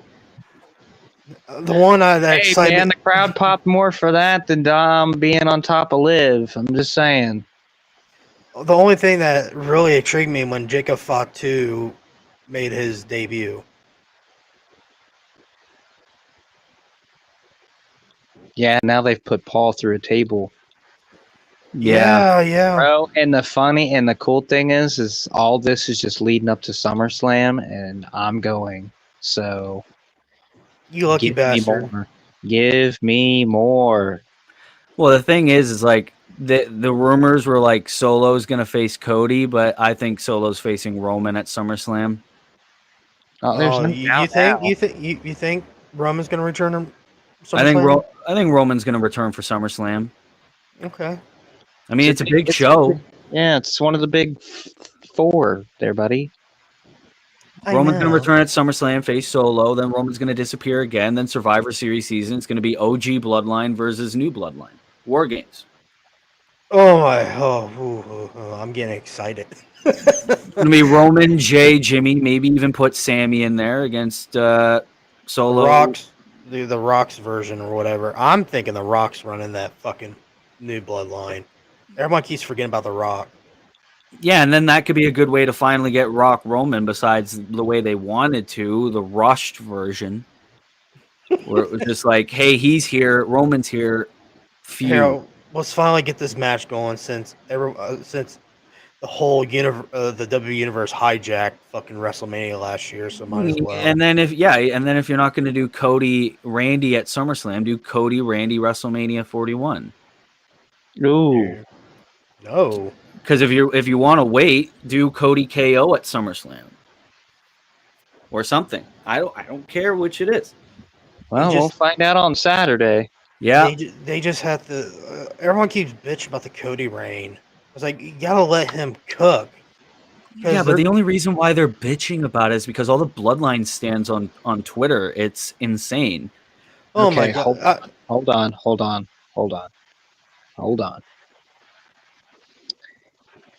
So I'm gonna reveal something about me personally. I do better, and I'll explain with an example. I do better when I'm chasing things. Like the stories mean more if I'm chasing something.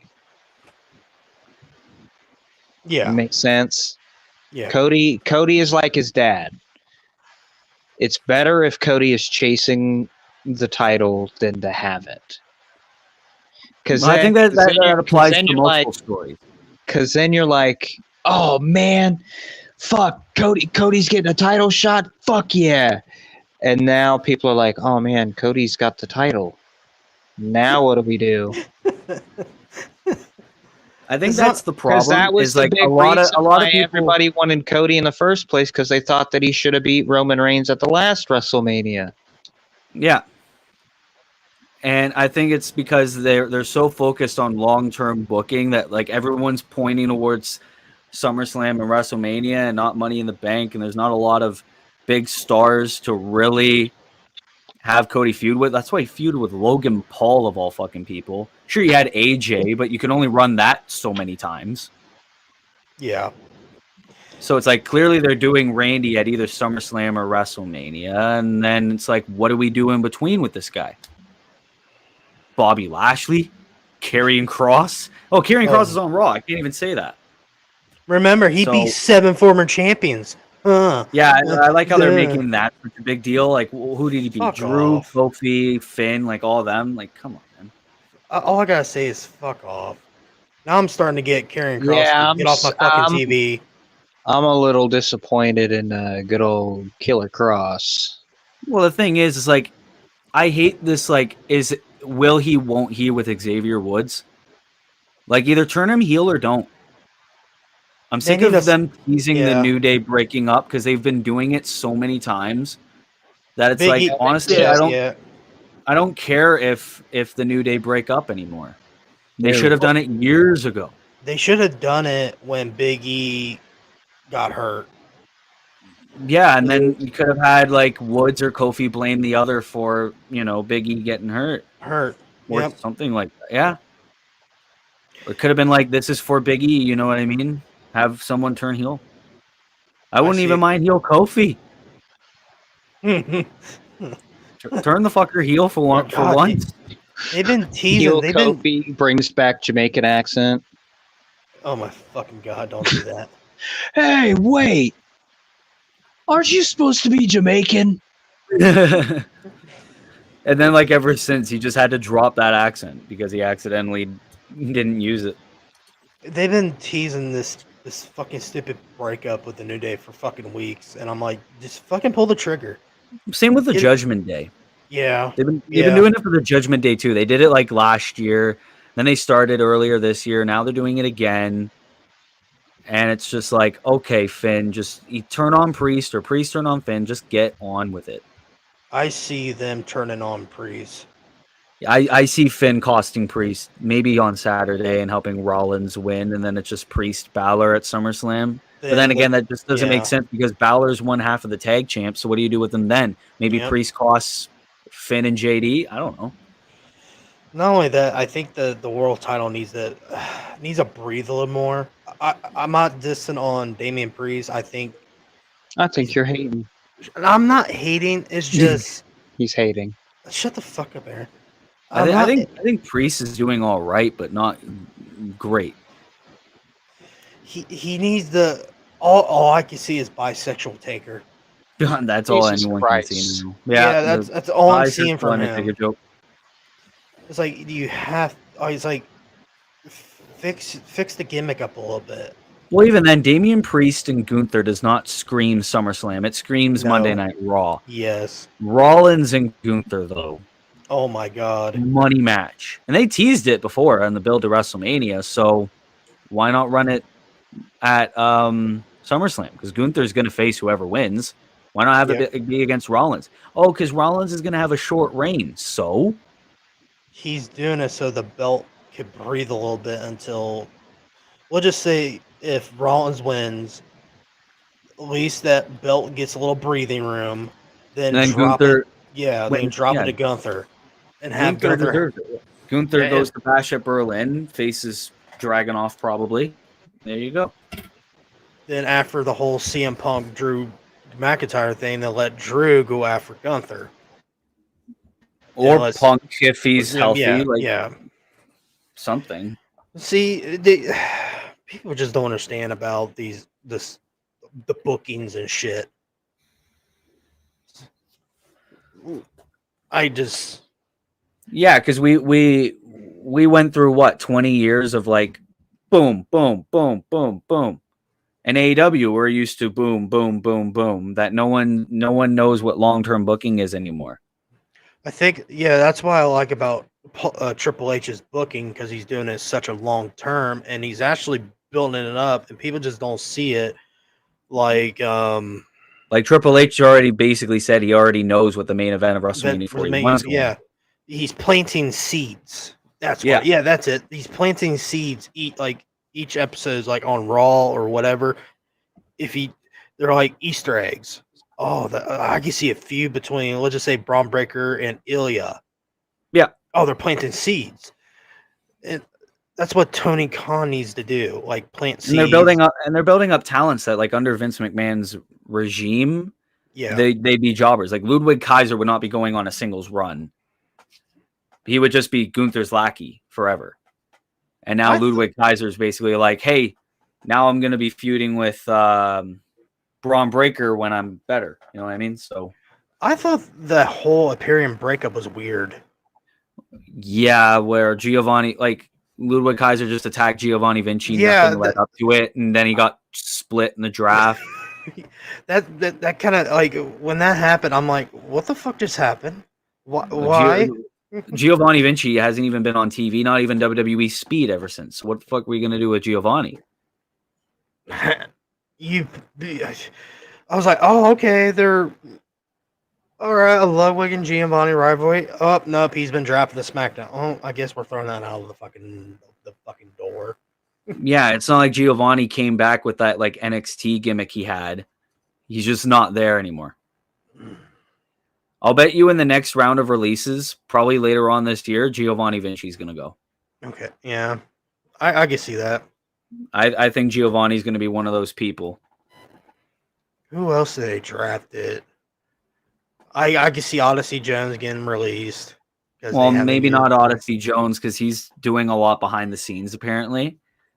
Oh. So he might be the new Titus O'Neil, where he's like the charity guy or the recruiting guy or something like that. Like, they'll probably keep Odyssey Jones, but like Apollo Crews, I could see them letting him go. Mm-hmm. Yeah.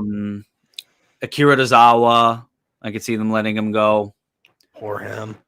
Yeah, poor him. He was great in the cruiserweight division. Cedric Alexander. Oh my god, I completely forgot about him. Ashante, Adonis, BFAB, all them that are never. Yeah, they needed. They needed to go. I don't understand why they brought back Hit Row. Natalia, like, is her deal's coming up if it's not already. Yeah, she's been teasing to going to TNA. Yeah, no, I swear, if they have Natalia and Dana Brooke as a tag team over there, I'm gonna cry. My God, you're gonna run that. I completely forgot about that tag team. They were a tag team for a little bit. Yeah, I forgot all about it because it was shit. They're going to be Knockouts tag team champions. What? I came back and heard Dana Brooke and Natalia as a possible tag team in TNA. Tag team in TNA, and the TNA the tag team would be Ash by OnlyFans. It would be like It would be Hearts by Elegance or something like that. Elegant Hearts. There you go.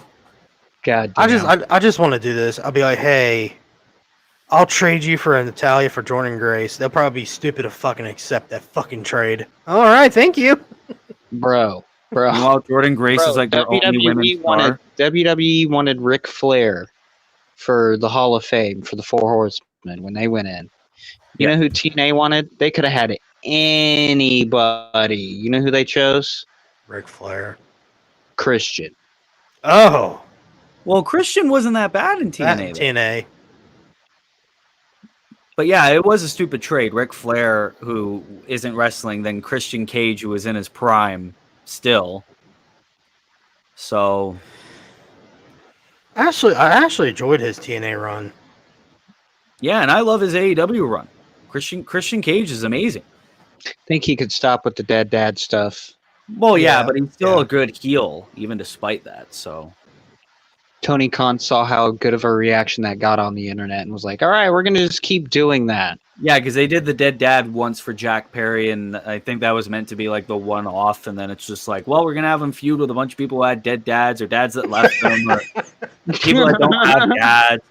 And it's just like, there you go. I'm sorry. Even Edge, like, you never knew who your father was, and then after I beat you, I'm going to be your father. Like, dude, I think Adam Copeland's older than Christian, too. So it was like, what the fuck? Yeah, I think he's like a few years older than Christian. A few years or a few months, like something like that. There's like a video that I see every so often that comes on my Facebook reels. Oh my god! Vegeta from Dragon Ball Abridged, and the video is Adam Copeland kicking Christian like constantly in the dick, and it pauses, and Christian's got this like look on his face after he's just been kicked in the dick for the like 8th time, and you just hear Vegeta from the Dragon Ball Abridged series go, "He keeps kicking me in the dick. Why does he keep kicking me in the dick?" I think I've seen that once on Twitter, actually. I think I do recall that. Yeah. It's one of my favorite videos. Keeps kicking me in the dick. Why does he keep kicking me in the dick? I'm sorry, but I don't mind Christian's faction, but goddamn, the more I see Nick Wayne's mom being more sluttier, I'm just gonna fucking laugh about it. I wonder how that conversation went. Oh my god. So yeah, hey Nick, we're gonna make your mom dress like a complete and total slut bag. I hope you're okay with it. You're not. Oh, that sucks. I signed your paychecks. Fuck you. Well, even then, the conversation with Nick Wayne's mom. Yeah, you know that guy who made fun of your husband dying? Yeah, you're going to pair up with that guy, and you're going to pretend to be completely in love with this guy. What? It's going to be great. I would have been like, sounds like a great plan, boss. Yeah, let's do that. She's totally going to agree with that. No sane human being would have agreed to that. I would have been like, fuck you. I don't care if it was fake. I don't care if it was scripted. Fuck that. Jesus. Let's see here.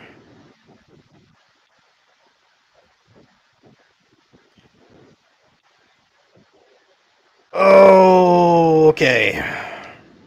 Is it someone I'm going to have to shit on? No. We're going to go over the Money in the Bank card real quick.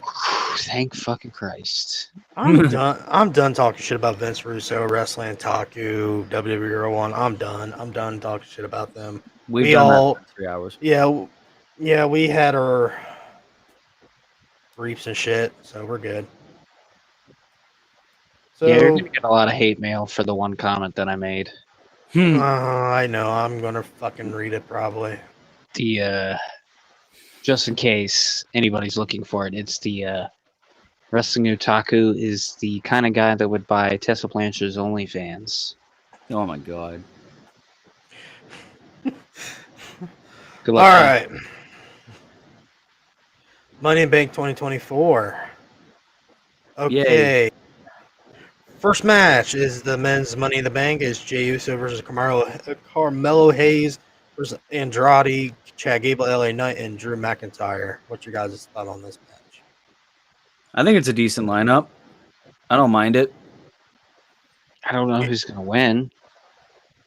I think I know who's going to win. I feel like Drew McIntyre's getting fucked over in this match.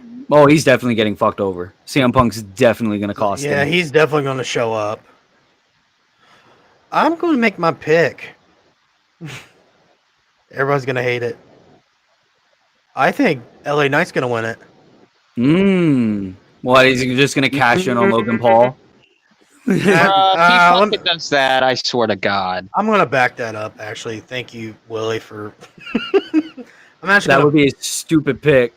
Oh, not because they haven't even had a match yet, and I'm pretty sure they're probably gonna do it at SummerSlam in Logan Paul's home city of Cleveland. Cleveland, Ohio. And then LA Knight's gonna finally get that like one big win.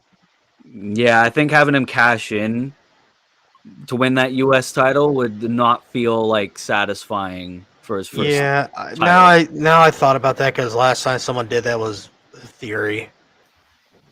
Yeah, no. After that Theory cash in, and then they made that like the rule that you could cash in for like any championship. Yeah, I felt like that was so stupid.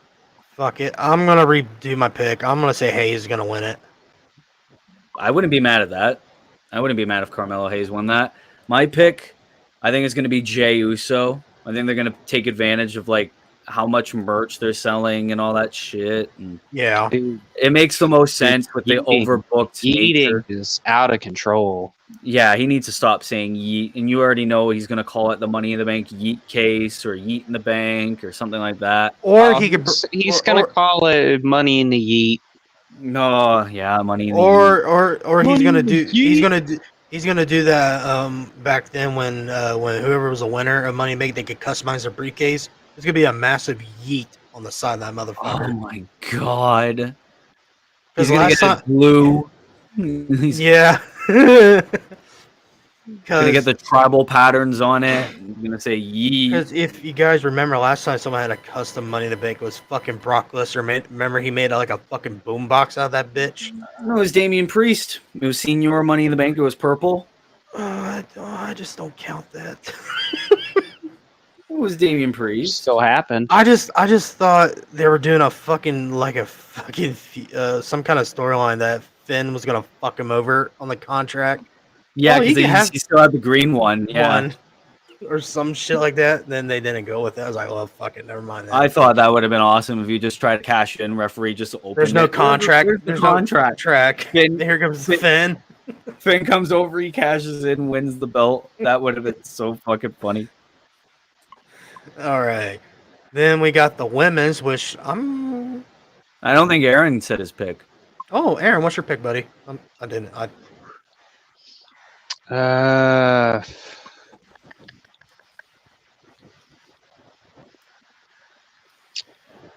gotta go with Jey Uso. Yeah, I think it's obvious. It seems like the most logical thing because the Wyatt Six are fucking. They're gonna show up. Probably screw Chad Gable out of it. Logan Paul's gonna screw away. Well, actually, hold on. Do we really want two people getting screwed in this Money in the Bank? No. Hold on. Three people getting screwed. LA Knight's gonna get screwed over by Logan Paul. Drew McIntyre's gonna get. Oh, Aaron got cut off. He must have lagged out. I understand what he's saying. I think Chad Gable's gonna get fucked over. Drew McIntyre's gonna get fucked over. What is he saying about? What was he saying about Jey Uso getting fucked over as well? Well, Jey Uso might be getting fucked over by the Wyatt Six. That was what he said. Are you talking about me? Yeah. You cut out. Oh, well, we got Drew and Punk, LA Knight and Logan Paul, and then the Wyatt Six with Chad Gable. It's a lot of gaga for one fucking match, in my opinion. We had the Bloodline rules. Everybody was fucking there. Yeah. Oh. It's like Smash Brothers Ultimate. Everyone is here. Oh my god. Jesus Christ. The one I'm not really fond of is the women's Money in the Bank. I think that's the most unpredictable out of the two matches. Yeah. Because it's like anybody could win that. Well, besides maybe Zoe Stark. But everyone else is good. Io Sky, Chelsea Green, Laura Valkyrie, Valhalla, whatever her Lyra Valkyria. Thank Lyra you. Valkyria, yeah. Tiffany Stratton, Naomi versus Zoe Starks. I swear to God, if I go on my Twitter, I keep seeing fucking Chelsea Green. Oh, Chelsea Green's gonna win it. God damn. Well, I got to do something with her because the shit that she's doing right now ain't working for me, Chief. That ain't gonna work for me, brother. I swear to God, if I pick the wrong girl, I swear every fucking Io Sky fan's gonna come after me. They're not going to make her win it twice. No, I don't see it. No one wants to see her and Bailey go at it again. No. Not right now. You know what? I'm gonna make him happy. I'll go with Chelsea Green. Fuck it. You're gonna go Chelsea Green on this? Yeah, that or Tiffany Stratton. I'm going Tiffany Stratton. 100%. I think she deserves it. I think Aaron's gonna pick Chelsea.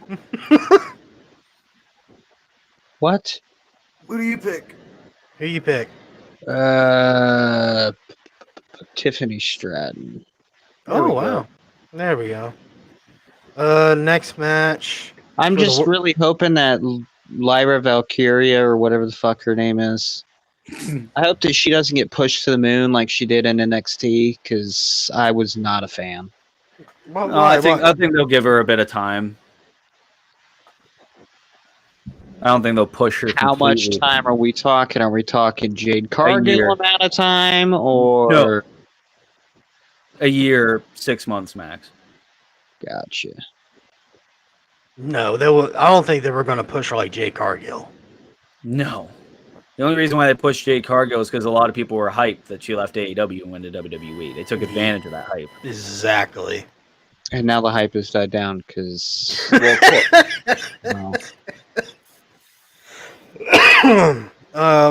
This is the last match for the World Heavyweight title for Seth Rollins. If he loses, he can't get a title shot when Priest is still champion. So Damian Priest next month. Yeah, Damian Priest versus Seth freaking Rollins. I think they finally pull the trigger, have Finn turn on Priest, and then whether it's accidental or intentional. Okay. I think Rollins is going to win the belt again. Damn. I'm actually going to agree. I'm going with Willie on this one. And win? What do you got?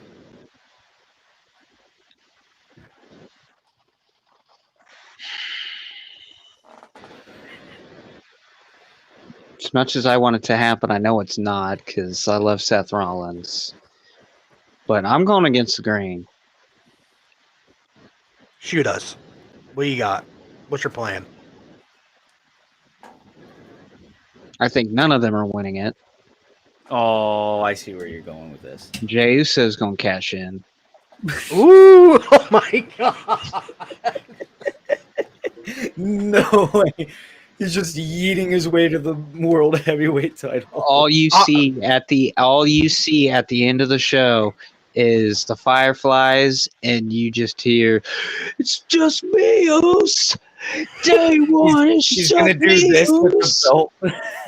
Nah, because listen, once I hear that song at SummerSlam, it's game over. I don't give a fuck who is in front of me. They are getting, and this is gonna sound so fucking perverted.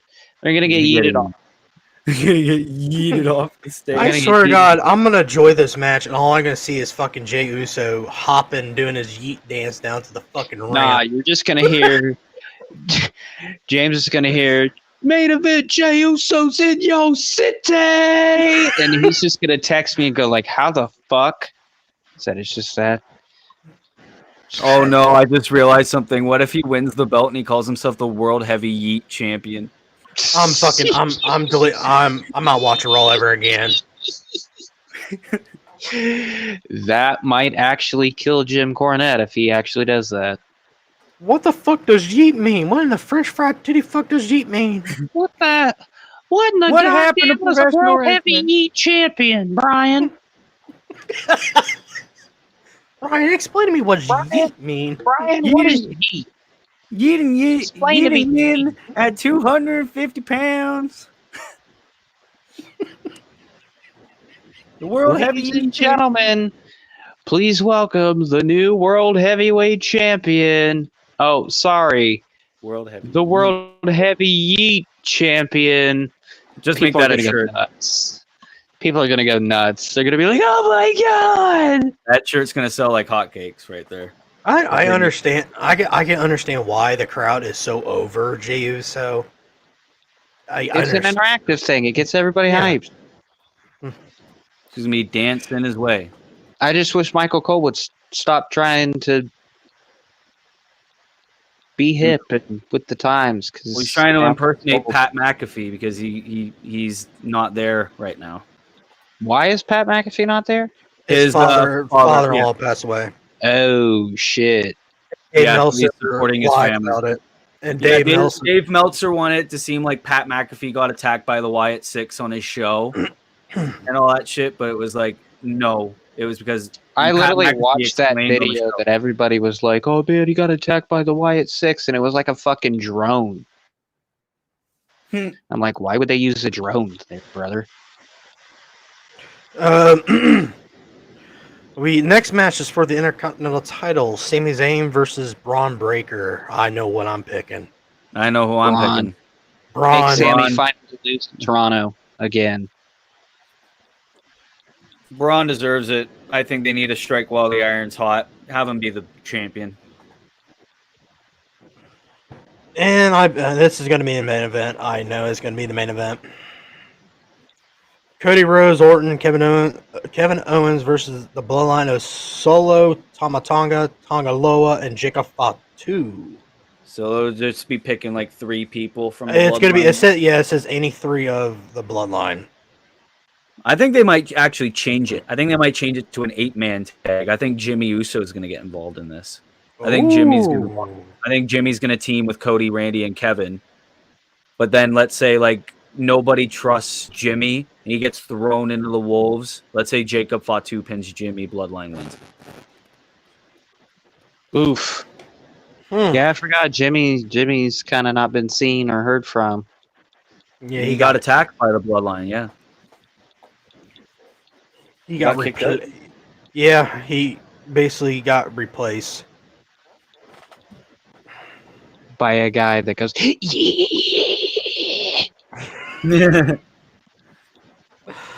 I can see the blood. Oh shit! Fuck. Let me back that up.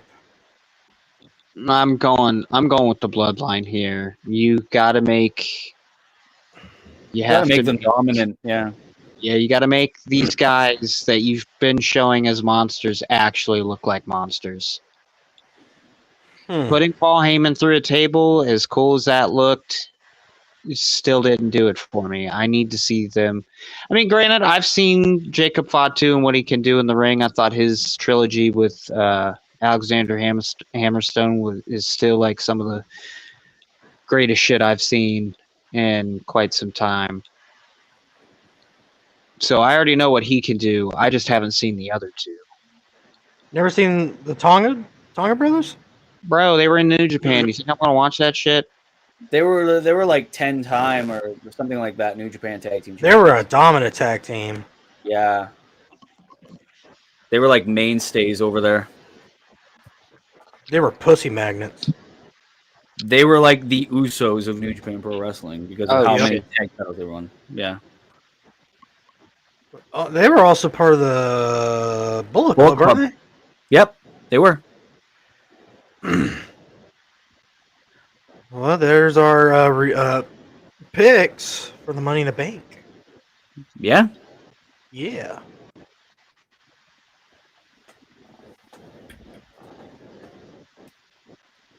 Let me see here.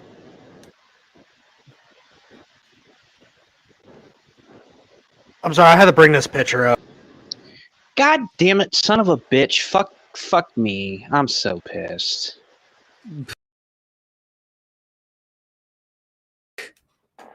This fucking game that just dropped yesterday is already undergoing maintenance. Yeah.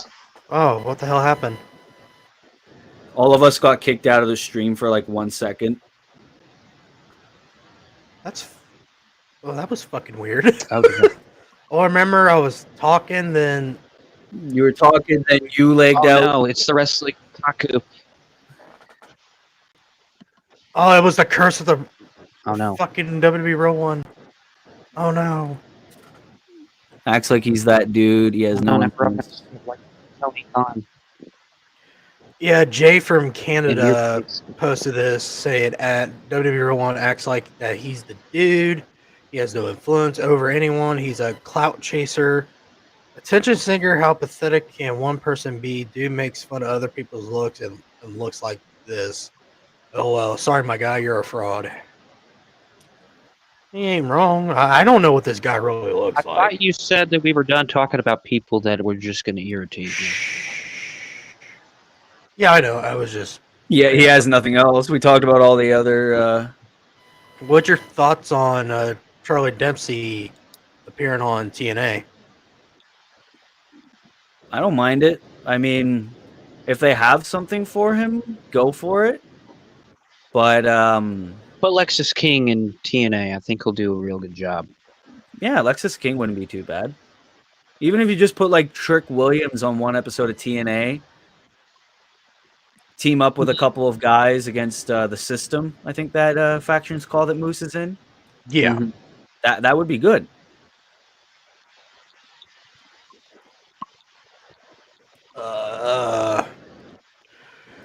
Wrestling Purist posted...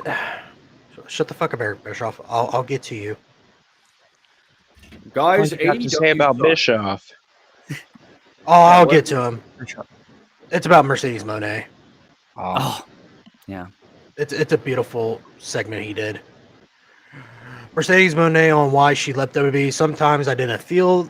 Oh, I forgot to show this shit. I'm sorry, my bad, guys. Oh my god, I keep seeing this clip everywhere. Yeah. So fucking annoying. Some things I didn't feel right that day. How we talked didn't settle in my heart. I just instantly knew if I wasn't going to take control of my life right here and now, then I was never going to be happy there. Oh my god, I gotta listen to it. AKA things didn't go my way. There's so many reasonings. Oh, okay. But the biggest thing is just listening to my heart and my soul. Something didn't felt right that day. How we were talked to didn't settle in my heart, and I just instantly knew, like, if I wasn't going to take control of my life right here and now, then I was never going to be happy there by having someone talk to me the way that they do, or feeling like you just don't belong. Like, okay, I've been doing this for 14 years, and to feel like this low, my soul's like, no, get up, go. That's a big decision. Fuck though. off. It was the hardest decision.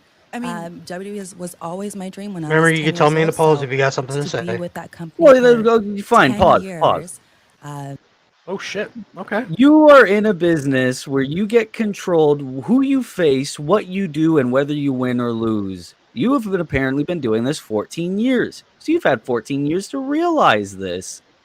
If I'm not going to control myself, I got to settle in my heart and my soul, which everybody fucking says. Like, you were over-pushed as fuck in the WWE. You are over-pushed in AEW.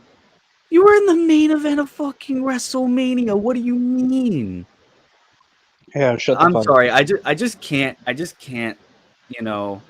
take anything she says seriously. All right, And I know people are going to be like, "Oh, you're just saying this because she's in AEW." I hated her in WWE too. I've never got the hype of Sasha Banks, Mercedes Moné, whatever her name was. If you want me to move on, man, we'll move on. Yeah, no. Play the rest of the clip. Okay. and to walk out was the hardest decision I've ever made in my whole life. But it's Oh my gosh, she's gonna now fake the cry. greatest decision I've ever made, because where I am today, the TBS champion, the highest paid woman in women's wrestling history. You probably had to Come beg on. for that I was- amount. Oh, I gotta pause. No one cares. You really think that she's being paid more than Rhea Ripley right now? Yeah, Yes. Jesus Yeah, Christ. I believe that. it's Tony Khan. Tony Khan would do anything to bring in these stars. Tony Khan would do anything just to get pussy. I'm not. Okay, then that's Okay. Yeah, I'm saying that right now. Guaranteed. Okay. Yeah, that's the thing. Like, Tony Khan's a billionaire, and we have no idea whether or not he has a girlfriend or a wife. That says a lot. I'm just saying. I'm just saying, James. Money talks. You can't tell me that Harley Cameron is a good talent pickup. She's just tits. I'm not disagreeing your guys' opinions, but I just don't want to get all the hate. You're not going to get all the hate. Kev, thank you, Tony. Yes. Thank you, AEW. And I can just go on and on of all these amazing opportunities that have happened since I listened to my heart. Damn, already? Meanwhile, Tony Khan is like in that little fucking room where they have like all the audio equipment, like just giving Mercedes like the nastiest look, like you better not talk shit about me. Or also show footage of something that happened backstage. Oh boy. Plays the wrong video and it's the page clip. Oh my god. Probably has that saved on his phone. Since I signed Sarai, she can't fuck me over. And just walked out. I walked out of that door and I walked into so many more doors that were open for me. So it's a beautiful thing. When one door closes or when one door they want to push you out of it, just know that there's so many doors, there's so many keys. Someone wants to push you out of it, you walked willingly. You and, what was it, her and Naomi? There was only one door that opened for Mercedes, and it was New Japan. Yeah, it wasn't until Tony saw him on New Japan. I didn't hear anything about her going to like Mexico or anywhere else. It was always, oh yeah, she's going to New Japan. And it wasn't even like people thought she was going to AEW. Everyone knew she was going to Japan. Yep. When she got hurt, and then once she was like, yeah, I'm starting to get back to 100%, then everybody's like, oh, I see what's going on. Then everyone knew she was going to AEW after that. Yeah. Especially because Willow was over there and they wanted to run it back. So it was just like, well, there you go. For you to grab to go open those doors and opportunities. So you have to go out there and get it. And know it's okay to be afraid. Yeah. It's okay to be afraid. Right. It's okay to make mistakes because that's how you grow. That's how you are not inspirational in the slightest. I've grown the most, and it's the most fulfilling feeling in the world. She was going to that I made mistakes, but how I overcome them and where I am today, because I feel the greatest I've ever felt in my life. I wonder why. Get your ass off my goddamn bookmarks. Yeah, come on, Eric. Hey. We got all right. Eric Bishop. Got some thoughts. Go ahead, Aaron.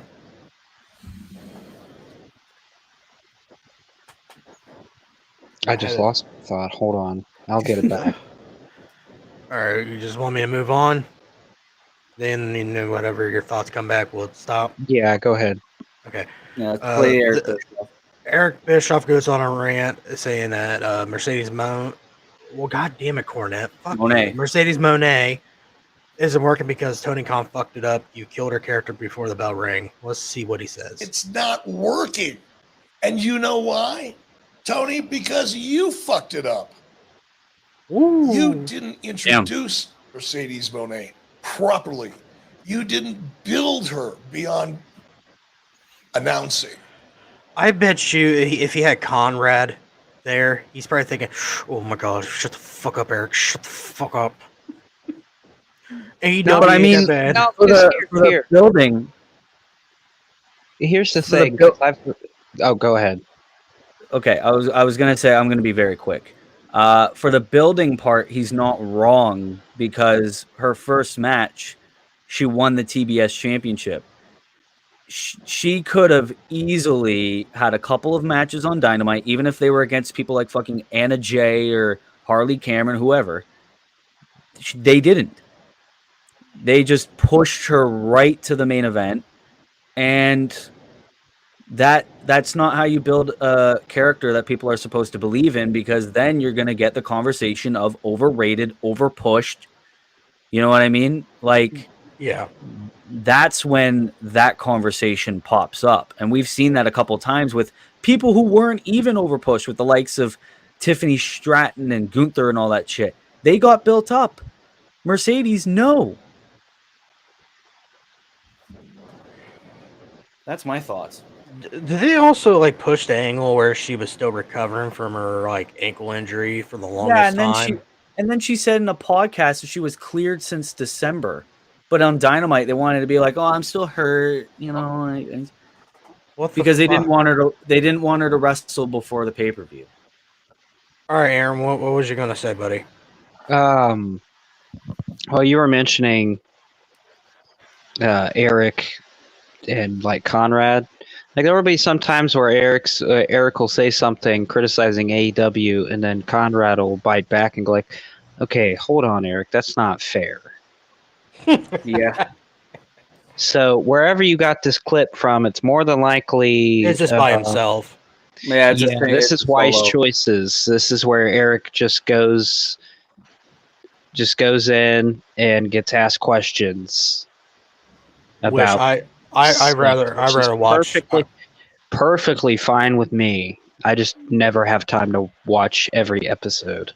I'd rather watch it with him by himself. I'd rather watch Wise Choices. Because every time I watch 83 Weeks, all I hear is Conrad. Hey, Eric, that's not unfair. How about I just save her money on mortgage? Maybe that'll help. I do agree. Conrad can be a little overbearing, but at the same time, shut your fat fucking mouth. I've been listening to him talk to these people for like I said, since 2016 when Something to Wrestle launched. So I kind of know, like, I will agree, like, the mortgage thing is really fucking annoying. I'm not gonna lie. Save your money with Conrad. But, like, for example, I don't know if James has told you this, Willie, but I'm going back and watching every single Nitro every week. So when there's a pay-per-view that I'm watching, I got a DVD, the very best of WCW Nitro. Yeah, what Aaron's doing, he's watching every episodic episode. From the start. But like if there's a pay-per-view that I know that's coming up, like for example, a couple weeks ago I watched Great American Bash 1996. Nice. And then, well, this weekend's going to be so much fun. Do you realize what event happened 28 years ago this coming weekend? Hogan turned heel 28 years ago on the 7th. God, I'm getting old. Yeah. That's insane. That's 28 years. I've witnessed this pay-per-view probably maybe once before, but it was like during the network days, like when it first dropped, and I was like, you know what? I've never watched any of this WCW stuff. But anyways, let's go ahead and fucking play good old EB. And teasing. And then you made the career-killing mistake for her of giving her a live mic. Preach. She can't cut a promo. Preach. But yet you put her out there to cut promos for, what was it, 4, 5, 6 weeks before she ever wrestled? Yep. You killed her character before a bell ever rang.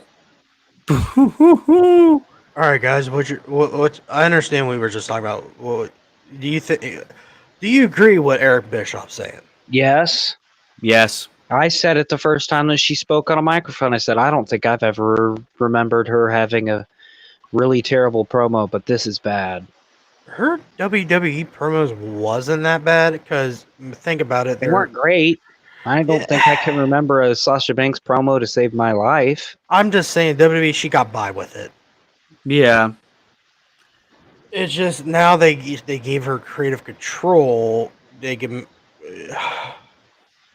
They're just letting her do whatever she wants. And I think that's their biggest mistake. And I think that's someday, might not be tomorrow, might not be all in, but someday it's going to bite them in the ass. When they pitch the idea, hey, you're going to lose the TBS championship to whoever. It could be Britt Baker, it could be Thunder Rosa, it could be anybody. And then that creative control will come hanging over being like, no, I don't want to. Then that's going to create such a controversy, and she'll do exactly what she did in WWE. Walk out. I guarantee it. All right, well, we got a few more things to go over, then we'll just call it a day. All right. I didn't think this show was going to get longer and longer. I just didn't want to waste your day with us. I felt bad because I looked up. I was like, God damn, we're already 1 p.m. Yeah. Like, God damn. All right. Tony Khan. Ringside News says, do you think Tony Khan talking about WWE all the time has done more harm than good for AEW? Yes. Hallelujah. Yes. 100%. Trying to compare yourself all the time to WWE is like comparing a small business to fucking McDonald's. There's no comparison. And you thinking you're better than everybody is just going to give people the mentality that you cannot be taken seriously and you're just a fanboy with a lot of money. And, you know, sure, in 5 years, AEW has done a lot of good, but Tony Khan has constantly been put on the headlines for massive controversies that he could easily control. And, you know, every single promo where it's like, oh, sports entertainment, oh, Triple H, oh, John Cena, you know what I mean? It's just like the less famous Miz line from Punk. It's just like, why? You have your own program, your own shows. Focus on you. And a lot of people will be like, well, you wouldn't have survived the Attitude Era when, in WCW, they mentioned this guy and that guy and whatever. It's like, doesn't mean you need to replicate it. Well, think about it. Back then was way different. Exactly. That was when it was like the I don't give a fuck mentality of professional wrestling. Now it's like, why do you need to do that? Focus on yourself. And the reason I think Eric Bischoff tried to do, he just thought he was going to get more viewers by giving out the match cards and shit and all that. Yeah, that was the thing where it's like, oh, do you guys not remember when Eric Bischoff spoiled, or I think it was Tony Schiavone, someone spoiled the fact that, Eric spoiled the fact that Mankind won the WWE Championship on Raw. Okay, never mind. You were correct. It was Tony Schiavone, but Eric would read off the results of a taped Raw. Because I heard it for the first time like a couple weeks ago, and he was like, oh, hey, also fans on the other channel, the Smoking Guns, end up winning the tag titles. And I'm like, oh my fuck. And then I'd go and watch that fucking Raw, and I was like, oh my god, they won the tag titles. They were right. The funny thing is, he when he does it, he goes, don't change the channel to the Worldwide Whiny Federation. We'll just give you out the card. We'll just give you the results right here. Yeah. I was like, God damn, they were ruthless back then. They didn't give a fuck. But yeah, I definitely agree that mentioning WWE all the time is doing more harm than good. I think we're going to end the show with mostly Tony Khan because I just keep seeing this goddamn face.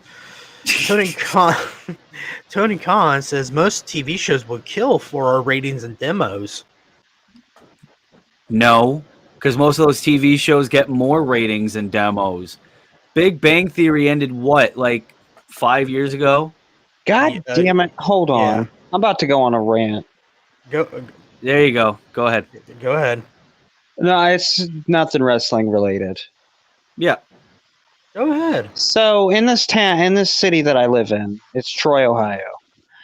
Mm-hmm. I'm sitting here on Xbox browsing Facebook while you guys are chatting and also paying attention. So if I get called on, I can formulate a thought. Yeah. So this is from the fucking mayor of Troy, Ohio. don't know. Heads up, starts Monday, July 8th, 1 week closure of Adams Street. City crews are doing prep work for this now as they get the roadway ready for the overlay. Watch for lane shifts as you use Adams Street this week. Unless things change, it's anticipated that the sidewalk will be open to pedestrians. Bike lane will be closed. I'm officially pissed the fuck off. You want to know why? Is that the route you take to work? That is the route that I take to and from work. So now you're gonna make me go down to the fucking high school, take a right turn, go to this fucking red stoplight that just constantly blinks, wait for traffic, then go on my regular fucking route, which by the way has more road construction on it than I am fucking comfortable driving around. This isn't I-75, you dumb bitch. This is fucking. This is a fucking city. Like, I get it. It needs repairs, but Jesus fuck. Not the entire town needs to be under construction. That's ridiculous. That's ridiculous. You know what? I'm so pissed off. I'm going to fucking comment on it. Give me a second. Oh, my God. Give me a second. I'm sorry. I was a little ranting there. I'm sorry. I'm so fucking tired of just this town. This town was under fucking construction last year when I moved in fucking November. Sorry, guys. We didn't know that this was going to take a different turn. I thought he was going to... Fuck the mayor of Troy, Ohio, stupid little bitch. But... what we were talking about, Willie? Oh, that's right. Him saying that... Yeah, it was the Big Bang Theory. The Big Bang Theory got, like, it ended years ago. Yeah. And they're still pulling in ratings because people want to watch the reruns and whatever. Mm-hmm. So it's like, most TV shows will kill for our ratings and demos. What TV shows are you talking about? Fucking Lifetime specials? Like... or they're, yeah, I know what you're saying.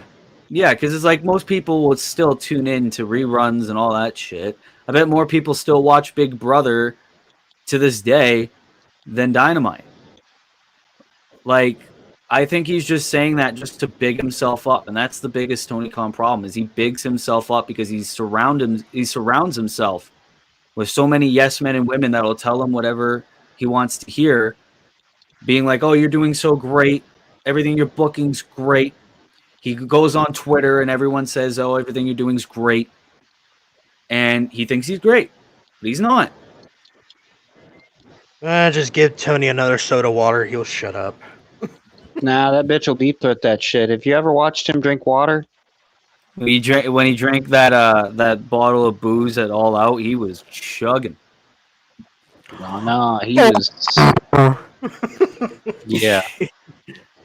That's all I heard. Wait, are you talking about, Aaron? Are you talking about the one he went to chug and about choked on the fucking swallow? I don't know, but there's like a video, and it's making fun of Tony Khan and how he drinks water. It's like a comparison. It's like a WWE versus AEW thing. It's like how my boss drinks water, and it's Triple H, and then how your boss drinks water, and it's Tony Khan with like full mouth, on bottle. Place where you put the cap is in his mouth and he's just like drinking it like he's sucking a dick. Oh my God. All right. And on... shit. There we go.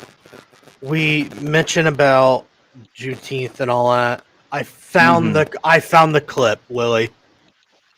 Where they blamed Juneteenth, Black Panther, and Kendrick Lamar on the rating. Yeah. This is the audio from the Wrestling Observer where it happened. So we're gonna have fun with this.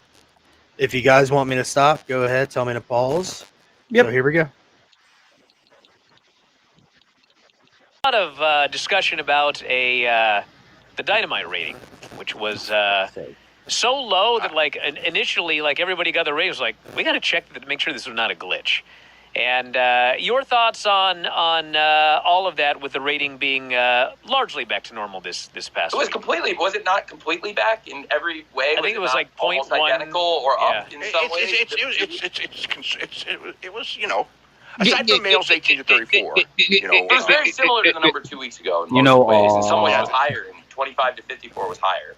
Yeah. And everything else was in like, you know, it was very similar to. It was a similar audience 2 weeks ago. Yeah, and what I noticed was it was a holiday week, and the holiday programming was different. And typically, the holiday ratings aren't included in the average. Yet everybody was talking about it. But when my competition did the lowest rating in the history of their because it show wasn't on a Christmas, holiday, you piece of shit. Over 30 years of the show, none of you said anything. Oh, I said it was. It was a clip. Oh, we all knew. Pause it. I didn't get that. Pause it. He's talking about holiday ratings. But every Christmas now, under Triple H's regime, Raw and SmackDown are clip shows of what happened over the past year. No one's going to watch that because we already watched the shit that happened over the past year. No one's talking about it, but they're talking about this, acting like it was the 4th of July, or it was Christmas, or it was Halloween. People still watch the Halloween Raws. What are you talking about? Like, oh, no one watched it, but I don't see anybody talking about that because no one expects people to watch the clip shows. YouTube is for that. The WWE Network's for that. Retards, man. Do you want me to continue? Yeah, okay. Continue. But not from you, but like from the benefit of the doubt, from the media, like when the rating's low on a holiday, like I guess. I mean, I think that it was a combination. I think it was a lot of, you know, the lead-in not being there, but still it was, which was part of the holiday programming, right? Yeah. Which relates to the holiday. I think that there was, but still, it was like, to me, it was scary because honestly, I thought that was going to be a good rated show. I thought it was an excellent show, which doesn't necessarily mean it's going to be a good rated show, but I thought. Hold on, I gotta say something. Yeah. All I hear is That's all he does. I'm shocked the asshole didn't block me sooner. This is gonna be a long segment because that's all I'm gonna do. I'm gonna bitch about Dave Meltzer. I swear to fucking God. So if I'm mistaken, this is the 502 rating, right? They're talking about, right? I think this is the 502 because it was Juneteenth and everything. Yeah. Okay. No one gives a shit. It's a holiday. You're not going to lose ratings on a holiday because even though people are going to celebrate, it's a brand new. I'm going. Hold on, you got something to say? Well, I'm losing my fucking thoughts. I'm gonna lose my shit real quick. Well, because it's like it's not the fact that it's a made-up holiday; it's a new holiday. But I don't think a holiday like that is going to severely affect their ratings. Yes, that's what I'm trying to say. Yes, thank you. That's what I was trying to say. It's a holiday for a certain group of people, but it's like it's still. It's a good holiday, don't get me wrong, but I don't think it's going to affect them as much as like a Christmas or a 4th of July would, because everyone's going to be out going to fireworks, you know what I mean? Everyone's going to be trick-or-treating. But again, that doesn't make up for it. You could use the excuse of Kendrick Lamar's taped concert, but again, shouldn't be that bad. So I just think it's Dave Meltzer making excuses. You could hear how much he stammers and pauses because he was trying to think of an excuse. He was trying to think of a good reason why the ratings were so low. And then you got the other guy in the background being like, well, I don't see anyone talking about other holiday ratings being bad because it's believable when it's a big holiday. A holiday like this, no, there's no excuse. Yeah, like I agree with everything what you're saying. It just everything that they're doing right now, they're just pouring excuses after excuses after excuses on why they're not hitting this rating. I said, think about this. They haven't hit 1 million since what, CM Punk? since either CM Punk or since probably Revolution 2023. I want to say. Yeah, that's all I've been hearing from Tony Khan and his Freakazoid fans that it's because of the Stanley Cup, the NBA Finals, the horse racing or whatever. Can people watch horse racing over AEW? Get out of here. Aaron, you got any thoughts, buddy? Probably not. I think it's a shitty excuse. Especially, okay. Didn't think that this was going to come up. It's a shitty excuse to blame a now well-known African-American holiday and world champion is African-American. Not a good look. Wouldn't you think people would celebrate that holiday by watching said world champion representing the community? Yeah, if they knew. If they cared, yeah. Yeah, if they fucking cared. If they gave him a better celebration and let him cook. That would have been the perfect fucking time to have that celebration. Yeah, actually. But secretly, I think Tony Khan is racist. Or whoever made that comment. Whoever made that comment, which I assume is Dave Meltzer, correct? It's Dave. Is Dave? Okay. Is this well, this is the same guy? This is the same guy that didn't like Goldust because of the homosexual innuendos. Oh my god, he wore a blonde wig. And he was eating a banana like sucking a dick. Oh my god. I completely forgot about that. Yeah, where he was like, I think it was a backstage segment, and everyone was like Booker T, and I think someone else was looking at him. He was like, "What?" Is that the one? Okay, if I'm mistaken, is that the one he kept stuttering? Yeah. Cock, doing that shit. Yeah, that's after he got the stutter after being electrocuted by Evolution. Max's first match back, and just a little bit of momentum and some good shows building up to it. I thought it would do good, and it did not do good. Gabe, when I saw the tune-in for that show and how good it was, and I sent that to you. Well, I know. That's some of the best tune-in we've had. And with any kind of a lead-in, Sean Ross Sapp? Huh? That guy who was talking before the clip ended, wasn't that Sean Ross Sapp? No, who was in this interview was Meltzer, Alvarez, and Tony Khan. So you were here. Yeah, Tony Khan was Tony Khan was doing an interview with Wrestling Reserver. Okay, and that was why I said, best week of his life, and yeah, okay. You hit the nail. Right. So I've said this for weeks. I think Tony Khan and Donald Trump have the same speechwriters. Yeah, because when Donald Trump was like every black holiday, every blah blah blah, this black jobs and all that shit. Yeah. Oh no, I was basically talking about everything's great, everything's fantastic, everything's there you go. Different than what I was thinking. Everything right now that we have going for us is just so great. It's huge. It's huge. It's huge. I just got a new talent. I'm going to tell you it's huge. Great contract, great money. Believe me, great person. We had great talks, everything. Goddamn. That's how the Ricochet thing's going to be. Great guy, very talented. Believe me. How you think they're going to debut Ricochet in AEW? Against Will Ospreay. He's going to be a random title defense. Oh my god. They're going to have Ricochet lose his first match. Then we're not going to see Ricochet for a while after that, probably. He's probably going to go to Ring of Honor, or he'll probably be on Rampage a couple weeks. Just going to keep losing. Oh my god. Probably put Ricochet and Leo Rush in a tag team. Because why not? All right, we're going to do our final segment. And what we do, Willie, on our final segment, I give Aaron a choice on album songs or whatever. This one, he's going to pick an album, which one he likes.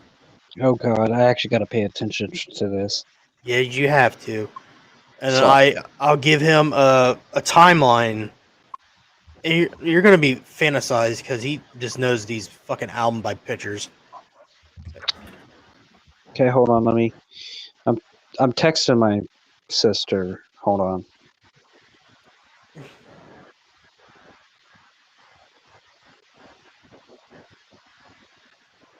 Go ahead, take your time, Aaron.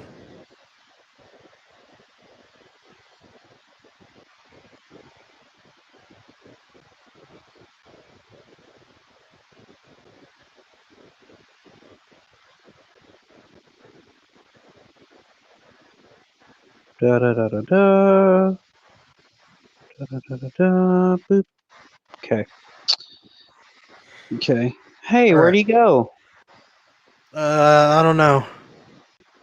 But 1988, you got one album to pick. Oh boy. I wanted to do this while he was here. Oh.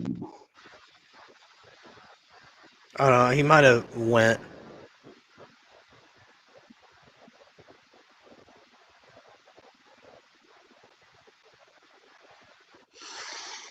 So we've got Poison, Open Up and Say Ah, Bon Jovi, New Jersey, Kicks Blow My Fuse. I forget what that Route album's called. The Vinnie Vincent Invasion. All Systems Go. That's Ozzy Osbourne, No Rest for the Wicked. I have that Europe album. I forget what it's called. That's David Lee Roth, Skyscraper, and God We Trust by Stryper. Is that Long Cold Winter by Cinderella, Savage Amusement by Scorpions, and then Ram It Down by Priest? This one's actually going to be a little easier because the majority of these albums I only like one or two songs off of. But right now it is a tie between Blow My Fuse by Kix and No Rest for the Wicked by Ozzy. And I gotta say, for this one, I gotta pick No Rest for the Wicked. That's Zakk Wylde's first album with Ozzy, and it's not too shabby. Not bad. Well, Aaron, this was a jam-packed episode. Yeah, I didn't expect us to talk for 4 fucking hours. I think Willie has some things to do. That's why he went off. No, that's so good. Thanks for Willie showing up for the show. Yeah, we appreciate it.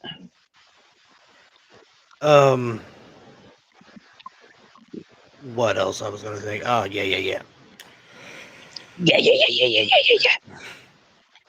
Next episode, we're gonna do a little short episode on Saturday. Right before Money in the Bank, right? Yeah. Okay. Right after? Before. Oh, before. Yes, I thought you said after. I was like, God damn, dude. No. Yeah, we could do it maybe 2 hours before. That's fine with me.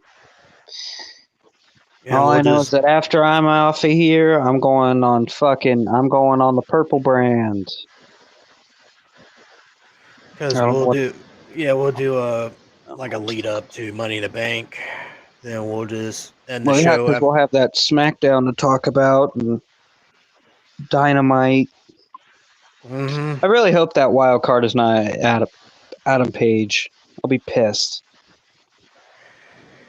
You know, I follow Willie, and I think I'm going what he's gonna say. I'm pretty sure it's fucking Adam Page. God damn it! Fuck me. So we're gonna see the Bedazzle wearing cowboy again. Bum bum bum bum bum bum bum bum bum bum bum. Let me wear my pink shirt and my butterfly covered fucking jeans. Bum bum bum bum bum bum bum bum bum bum. Also, we'll do another. Thanks to Willie Does Wrestling. Yeah, next time we have him on, we'll have him tell his, how he got into wrestling. I kind of wanted to do that here, but we got distracted with the real one and his fans' nonsense, and the wrestling otaku and his fans' nonsense, and him just being a fucking jagoff. That's why I love Willie. I like him. Oh. Yeah. Oh. Yeah, I went on my phone. Sorry, I kept getting interrupted by my family. I thought you got bored or like, fuck this, I'm not gonna fucking leave. No, of course I wasn't bored. No, I was like, oh, okay, he's leaving, he's done. I was talking about lyrics and all albums. He's like, I'm out of here. I was like, okay, yeah, bye. you fucking missed it. I fucking named everything on that list. Give me another one, James. You want to do another one? Yeah. Okay, let me find another one. Give me a challenging one. Oh, that's too small. I don't know if you could read that one. I don't know. Okay. Let me adjust my bifocals here. Ah, you old bastard. Hold on. Am I able to... Oh, yeah. Hold on. You guys are about to see my ugly mug. Maybe. Oh, is my video enabled? What the fuck is going on? Oh, there you go. See, here we go. Got my glasses on the edge of my nose. I'm ready to read. Okay. Right, let me see if I can zoom this in. Oh, you don't gotta zoom that. Wait, hold on. You might. Are you sure? What is that? Is that first one Mr. Big? Yeah. Okay. So, all right. Hold on. Let me readjust these real quick. We've got Mr. Big, Skid Row, Slay to the Grind, Tesla, that Psychotic Supper. Then you got Use Your Illusion 1 and 2. That's out of the list. Sorry.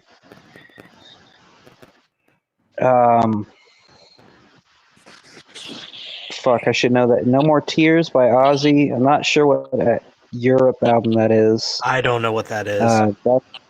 That's the Van Halen Fuck album. It's for Unlawful Cardinal Knowledge. Alice Cooper's Hey Stupid, Hollywood Vampires by LA Guns. Who's that? Get that video out of here. What the fuck? Thank you. I think that's Danger Danger. And then... Alright, I need another one to where I can actually fucking read. Oh my fucking god. I couldn't tell like the last two. Alright. How about this, you fucking whine ass? 1988. Oh, goddamn. Much better? Oh, dude, I ain't even got to look at this list, and I already know the one that I'm choosing. Fucking Operation Mindcrime by Queensryche. It's the second album from the left. It's right next to And Justice for All. Oh, and just... yep, right here. I'm pointing at it. Yeah. I can't see the top portion. Like, I don't know. Oh, that's Open Up and Say Operation Mindcrime, and Justice for All, Smashes, Thrashes, and Hits. New Jersey, Long Cold Winter. I forget what that Rat album's called. Savage Amusement. I don't remember that Iron Man album. Hold on. We're about to figure this out.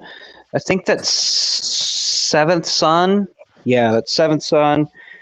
Then you got Winger. That's OU812 by Van Halen. Kingdom Come's debut. No Rest for the Wicked. Blow My Fuse. LA Guns debut. All Systems Go. Lita Ford. Megadeth. Is that GNR Live? Yeah, it is. Brittany Fox. Dirty Looks. Hold on, I gotta fucking... That's AC/DC. AC/DC. I just saw the Bullet Boys and then Slayer. But yeah, in that list, I'm taking Mindcrime every time. All right. Well, this is the end of the show. I'm happy to have you on here, Willie. Yeah, I'm happy to be on. Thank you. I like how. Go ahead, James. I like how all I did was I made a tweet. I said, me and a Willie Does Wrestling collaboration sounds real good. And I didn't expect you to respond. I'm not that big to not respond to tweets. So I was like, let's see if I get a response. And right away I was like, oh, hell yeah, let's do it. And 2 rescheduling later, we finally got it. Oh, yeah. Busy man. Yeah, same here. Aaron, what's your final... Oh, fucking Christ. Last words. You really want me to have the last word? Yeah, please. Oh, boy. I don't think that's a good business decision to let me have the last word. No, just... But since you're gonna let me... Oh, Jesus Christ. I think I've beat up on these 2 individuals enough, but the last thing I have to say is a big old fuck you to the Wrestling Otaku and WWE Real One. I hope you guys beat your dicks so much that they eventually fall off, or you chafe them. Whatever happens first. Maybe I shouldn't have done this. You can DM me at 69ingyourmom@yahoo.com, and I will gladly not respond to your email because that's a fake email. But yeah, if you actually want to get a hold of me, you can email me. Email is a thing. I don't have these shitty DMs that James does to where it's easy access. You actually got to do some work if you want to talk to me, son.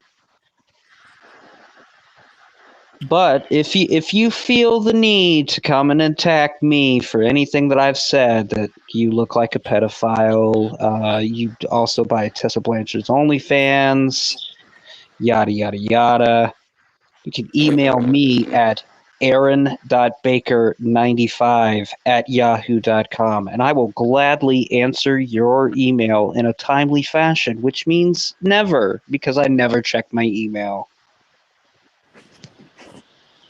You use Yahoo? I used to have Gmail, but my Gmail ended up getting hacked. Oh. Wow. Okay. Yeah. Well, this is the end of the show. I'm going to say it again. Thank you for joining us, Willie. I didn't expect... me and Aaron are trying to just get co-hosts or whatever. Get guest hosts. Special guests. Yes. Thank you. For our show. And me and Aaron said that our next show will be Saturday, which we're going to do like a build-up to Money in the Bank. We're going to talk about what happened on SmackDown. And Dynamite, if I really have to watch goddamn Dynamite. I'm not doing it. I'm not. You're not going to do it? You're not going to do it? I will, just to see what the wild card is. Aaron does not like when you said Adam Page. Because it's so fucking predictable. They show a fucking vignette for Adam Page, and then he's going to be the goddamn wild card? Like, whoo-hoo-hoo. Wow, thank you, Tony, for that bit. Thank you. Now we're going to see a bedazzle wearing fuckwit come back on TV. But I'm going to drink blood. Why are you going to bring that up? Okay. Okay, that was it. I mean, would you rather see Adam Page drinking blood or Jon Moxley stabbing himself with a fork? I'd rather see Moxley stab himself. I'd rather see Hangman Page drink blood, because seeing Moxley mutilate himself makes me squirm. It just makes me laugh. It makes me laugh. I break bones, drink blood. My name's Jon Moxley, and I'm a badass. Watch me stab myself with a fork for for $500 a night. All right, I'm your host, James Moyer. This is my co-host, Aaron, and this is our special guest, Willie. Nice seeing you guys. So me and Aaron will see you on Saturday. Bye. And if anybody wants to watch me stream some bullshit, I'm getting ready to go live after we finish this. Actually, no, I might actually go get some sleep. Please do. Get some sleep, dude. Sleep is for the weak. All right, bye-bye. Bye.